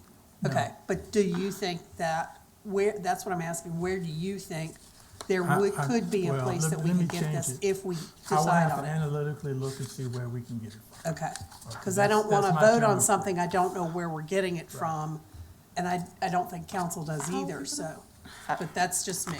Okay, I'm done now, thank you. Mr. Terry, Mm-hmm. I don't want to go back in this circle again, but it's not about where we can get the money, it's how we're going to sustain this. We got a plan, hey, we're going to give this out, but we have to really look at it too. This is the reason why we're in this predicament. We will be raising taxes. We will be raising taxes, but for good cause, right? Yes, ma'am. So now we're gonna see, if you can bring us a chart, see how much that's gonna cost, where we're gonna get it from, and see what it's gonna look like projecting 5 years. And do you guys, Mr. Newman, are they not, able to get that 2% COLA in their offices? I need The to state- check. Y'all I'm didn't under give the a call. impression they Y'all received. gave some raises to some people and didn't give it to others. Last year we gave, No, we did give it I to- thought city employees get the automatic 2%. We voted on 2.5 in July of Yes. last year. Right. So they should have And gotten so it. all employees Yes. received that. And so, in December, you, voted for police, fire, sheriff, and public works to Right. receive a step increase. And Right. so that is what Mr. Newman is referring to. No, I asked. But him if she his- did ask him if he Yeah. got the COLA, and he That's said what he I did was not. No. They did There was not. no COLA effective July 1. Right, She That's talking why about I was asking. 2021, right?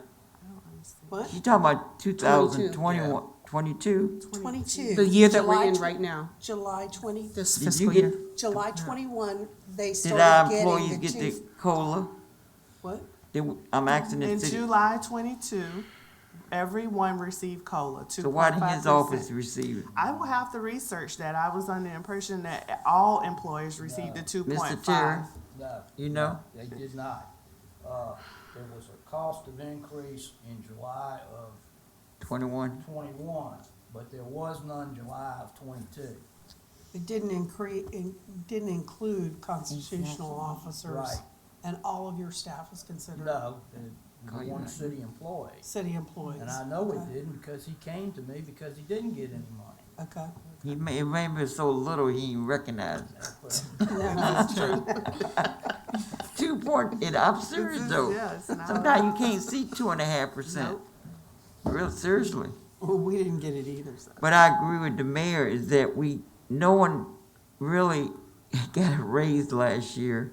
I mean, except for the public safety folks. And you have to look at all your people and not segment it, of course, to his office, the social services office, or whoever. We have assessments coming up in January. That will bring in more money if they could stick around to January to see where we are. I think that would be a better tune than being able to maintain 5 years from now. All I was Because asking. people gonna want the tax rate to go down because of the assessment, but we just have to be strong enough to say no, because we have to take care of our people now. The other part that we didn't consider. We do. The only thing is that when we did the raises for, the Public public safety. safety, we didn't incorporate, finance in that. So now we need to get Mr. Terry to look and see what that's gonna look like with the fringe benefits, how that's gonna be projected out in 5 years. I have been stressing this, we have to plan, we have to take care of it on the front end. So I want to see that first, okay, and see what kind of gap we're gonna be in if, with that. If that's okay with you, I just wanted to make sure. Vice Mayor? Yeah, I think that that's the biggest thing is the reason that we're in the predicament now is because those things that, the mayor was talking about weren't calculated.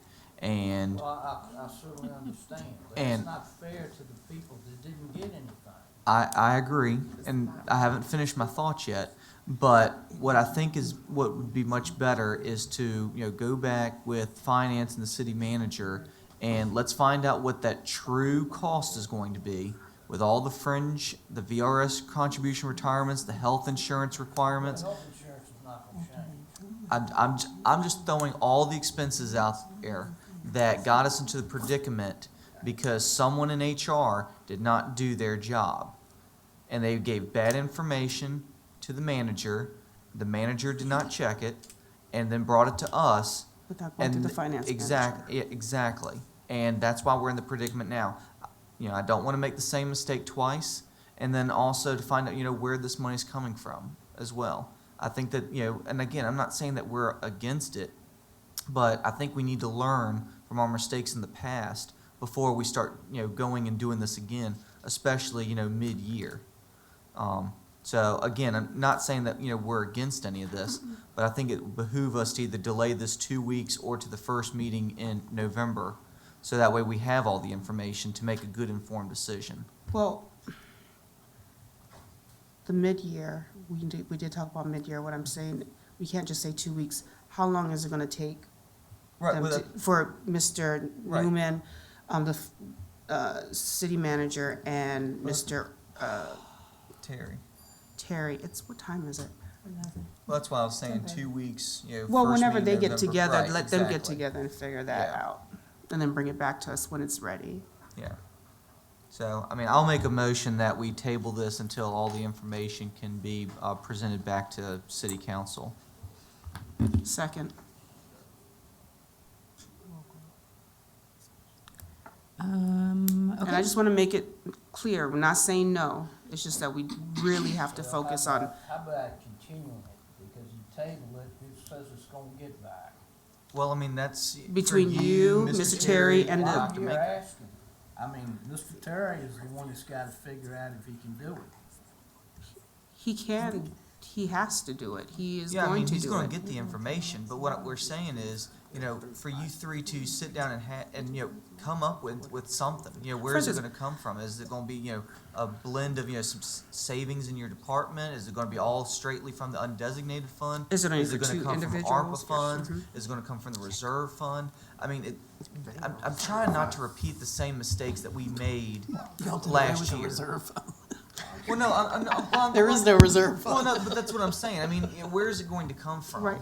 Well, that's what I Gotta was pray asking. for it. We're gonna pray for it. Yeah. I apologize to you, but that's what I do And before I it's start working 10:30, on this. people. I think I don't want us to make the same mistake, and then if we just go and do it for you without, any sort of plan like the mayor's talking about, then every single department's gonna come in here, and then we're really gonna be, hamstrung, because, we won't be able to do something like that unless we actually plan this out and what we can actually physically pay for. And the other reason too is because we had a hard time balancing that, but we had a gap. And the gap came from that not planning. So we're not saying no, we have to make sure that it fits and that we can sustain it. All right, can we move on? Is there any other questions? Looks like Counselor Denton has her hand up. Counselor Denton? Yeah, I just was asking, did we vote to continue the meeting after the 3 hours? Yes, What'd she say? Okay, if we vote to extend the meeting. Yes. Yes. okay. That's, I didn't idea of that. You're about an hour late. Yeah. She's tired. Roll call.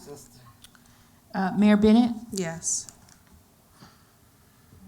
Counselor Denton, Yes, What's the motion? was that yes? yeah, Vice Mayor Parton, Yes. Counselor Pelham. I didn't hear the motion, I was sorry. This is the motion to table It's to table R3. until they bring all the information together. Yeah. And Counselor Randolph? Yes. Okay, motion passes, Mayor. Thank you. Motion to adjourn. All in favor? Aye. Rick, I'll give you a call.